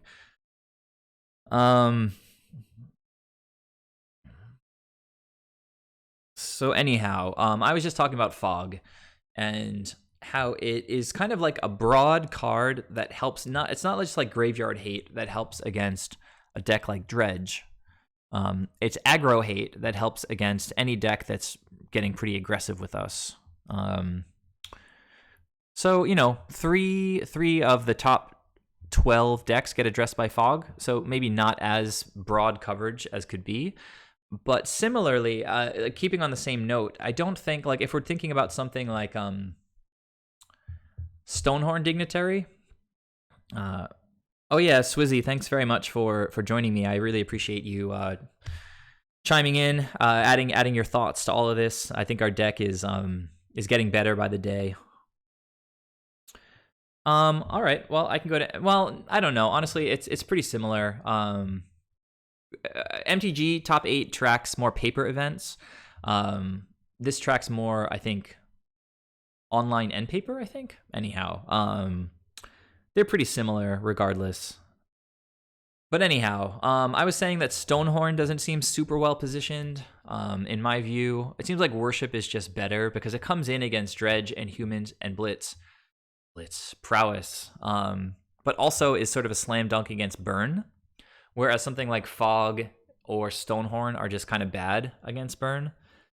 So I'm kind of off Stonehorn for the time being. Let's go back to my list here. So Fog has been a test card, but it's really, I don't know. The point of Fog is it's kind of a time walk against aggressive decks, and we want extra time. So I might feel fine leaving this in as something that addresses Dredge, Humans, and Prowess. So moving on from here, Sin Collector has felt really good today. It's good against Control to force out a counterspell or something. It's obviously good against something like Burn or Prowess. It's really good against like almost all of these decks. Maybe not Tron. They don't run a lot of instants and sorceries that don't immediately just cast. Yeah, so it's not going to be good against the Tron decks, but it's quite good against this deck, this deck, this deck, this deck. Not this one, not this one. What do these guys run as far as instants and sorceries? Oh, they don't run Once Upon a Time anymore. Why is this so old? Maybe I should go to MTG Top 8. All right, well, I've been looking at this for a little while. So, well, I don't know. I like the presentation here. MTG Top 8 has it all stretched in a long vertical list, so I'm just going to stick here for the time being. So I don't think I would bring in Sin Collector against Titan, but again, it is good against 1, 2, 3, 4, 5, 6, 7. The fact that it exiles is pretty sick. So it hits a huge amount of decks, honestly. And the fact that it's a blink target, might want to go up to 2 copies on that. I don't think there are many of you guys with me anymore here, but what are your thoughts on Sin Collector? Maybe a singleton is where we want to be because we have Call. So I think I'm going to stick with the singleton, but it's definitely one that I don't want to cut right now.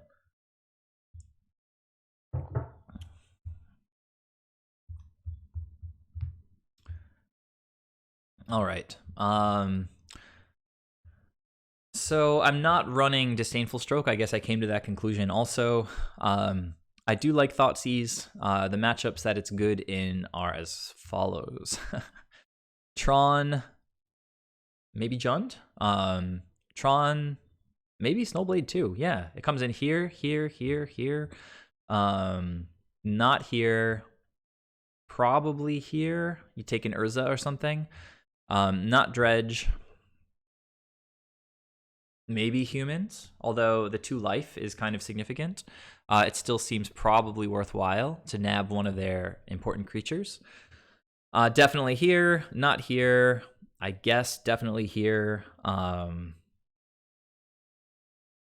So I think Thoughtseize is really, really good. Definitely stay as a singleton. All right, so since there's not a lot of 4-color players in here, I guess there was Swizzy, but he's heading to play some Magic right now. I read the comment earlier. We can trim a veil. Honestly, I don't think Plague Engineer is very good. Like what does it do here? It doesn't do very much at all. I mean, against Snowblade, I guess it can name snakes and make the snake smaller. But that's just 4 cards in their deck. You could name zombies against Dredge, I guess. It just seems really, really poor right now. Honestly, there's very, very little tribal. Yeah, but let's not talk about Merfolk. Merfolk doesn't even... Merfolk is like 0.1% of the metagame. So 0.4, not 0.1. So you, in theory, according to this, though there's multiple Merfolk lists, maybe it's 1%. So what it's saying that like you'll see Merfolk 1 out of every 100 matches or something. It does stop sword combo, that's true, but Pithing Needle does the same thing while also helping us against a lot of other matchups. Like Tron and Snowblade and Eldrazi Tron and Jund.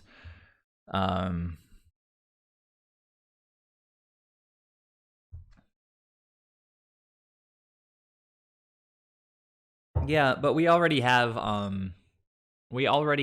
Deputy to deal with zombies, and we're now that we're playing Call like in the deck, it's kind of in the core now.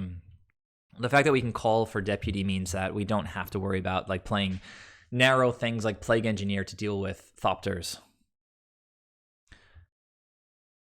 Yeah, so I really don't like Plague Engineer. I hope that I explained pretty well why I think they're much better options. Pithing Needle in particular comes to mind because it stops the combo that you mentioned, the sword, because you can name Thopter Foundry, while also helping a ton against all these other decks. Like these guys run Planeswalkers. You can even bring in Pithing Needle as a hedge against humans, to name Ether Vial. It's just like a high upside card that we draw a lot of cards, and so potentially having like a whiff with drawing Pithing Needle if they don't have an Ether Vial, it's a hedge I'm willing to take against humans. Not really worth bringing in against Dredge. Not all Dredge lists. I guess all Dredge lists probably do run that artifact that taps and puts things in the graveyard. The Shriekhorn. I was thinking Shriek Maw, and I was getting confused. But it's so narrow that I wouldn't name. Like if Ox was like an ability instead of casting, like if Escape was an activated ability, then yeah, I think Pithing Needle would be solid. But it's fine because there's enough decks that it helps against. Against all these artifact decks, Pithing Needle is kind of the nuts. So anyhow, I don't like Plague Engineer. Let's close these, keep it tight. Just check in with my Conflagrate is casting. So I leave my forces in against Dredge all the time. Purge helps most against mid-range decks, and we tend to be solid against them. I feel like I could go down to one Purge to open up space. Auriok Champion is such a house in so many matchups, but the fact that we can call for it means that a singleton is probably better. So I'll cut down to a singleton there. Pithing Needle is too good. I think I'm going to leave 2. If I trim a Celestial Purge, and then maybe I can trim a Ceremonious. That opens up 3 slots. Ether Gust is not just a better Purge. Why would you say that? Purge just deals with the cards permanently. It exiles them. Ether Gust is a tempo card. It puts the card on the top of their deck.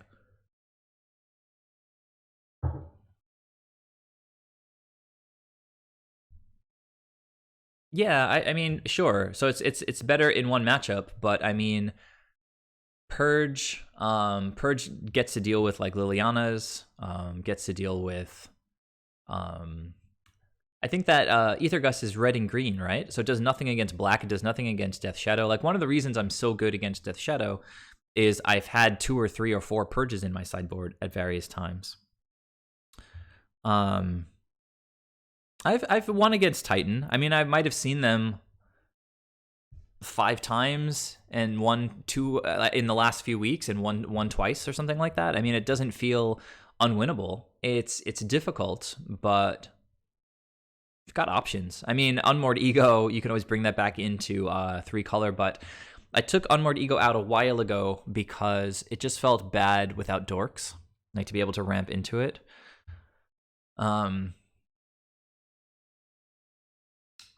Yeah, I just don't know about Ether Gust.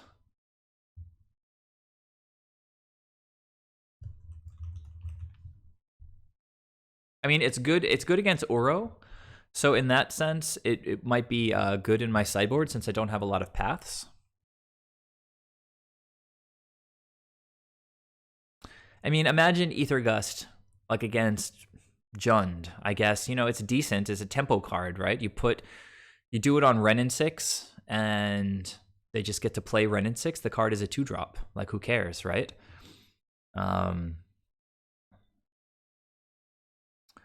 it's not a question of hitting it. It's just like, yes, you can target things, but we're not an aggressive deck that's going to close out the game before they can resolve their spell again. If we delay a prime time by a turn, like, is that great? Is that going to win us the game? I mean, maybe possibly against prime time, but against like literally any other deck, it's a tempo card, right? It's just it gives us one more turn, possibly. I don't know.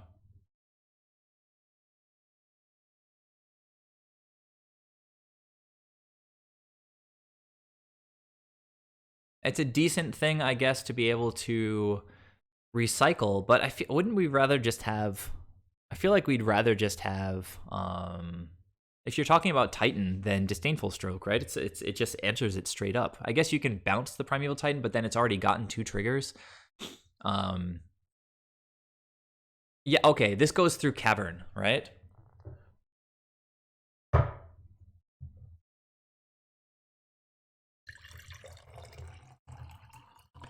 Yeah.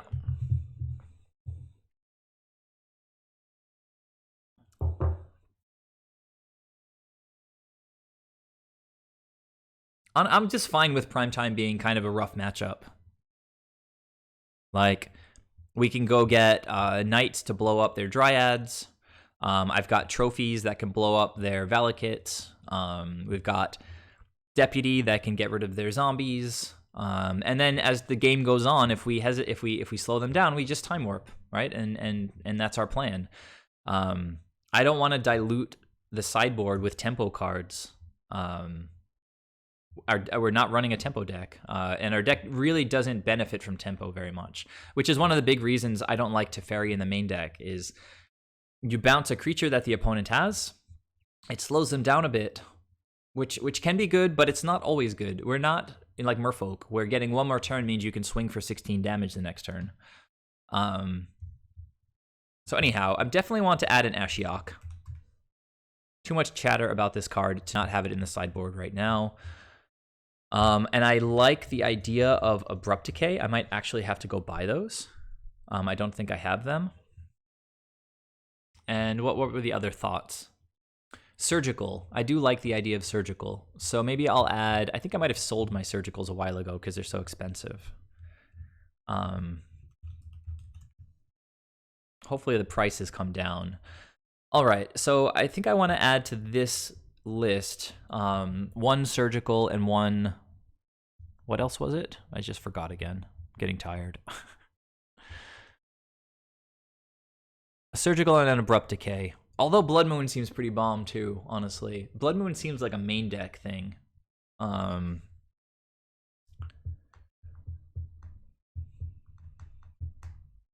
Like one Blood Moon in the main deck, get really spicy. All right. So it's probably enough for the stream for now. Thanks very much, guys, for joining me. I see there's 6 of you, but nobody's talking. Do you guys, the 6 of you who are in my chat right now, do you want to talk about sideboarding? Because I feel like this has been very productive. Just before I sign off, if anybody has any thoughts. Personally, I feel like I do much better with 4 colors. I feel like it's a more versatile approach than Bant.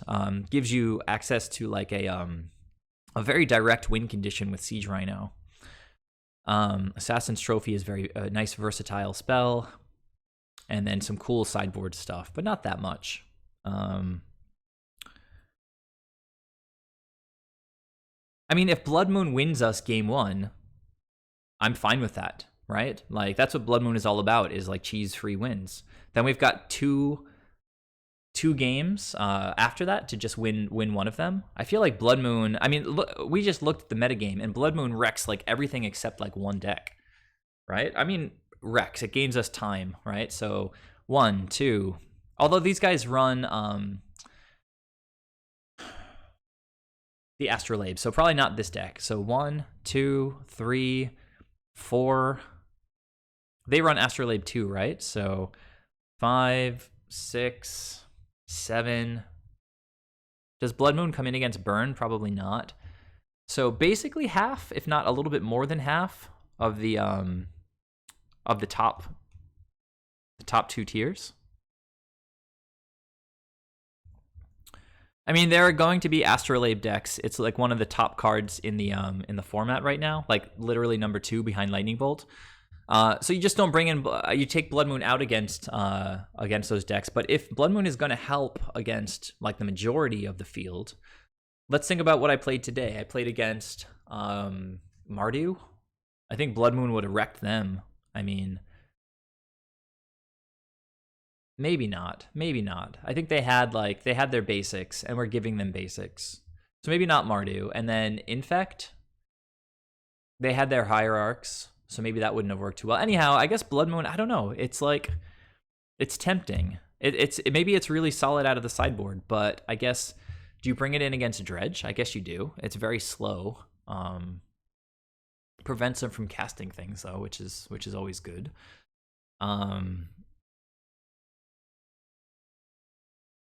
Clearly good against humans. Amulet, Jund, Tron. It seems like a solid sideboard choice, so maybe I'll try to open up some space. I'm not getting any comments from the people who apparently are on the stream but not talking. So I'll go ahead and end it here. We went 2-1 for the day. We lost to I think it was Burn, right? Did we lose to Burn? Man, I'm forgetting. We beat Mardu. No, we beat Infect. We beat Mardu and we lost to Burn. But I think I had a chance to win both of the games that I lost to Burn. So it was a bit of a learning experience. Sometimes you do want to ephemerate on your main phase. Kind of stupid to let Burn untap with like 3 or 4 spells and let them respond to ephemerate when I'm trying to gain life with ephemerate. Like, just do it on your main phase. Like, that was just a stupid mistake. All right, thanks a lot, guys. I'll see you next time. I'll probably be streaming, I guess, Monday night next, so in like 2 days from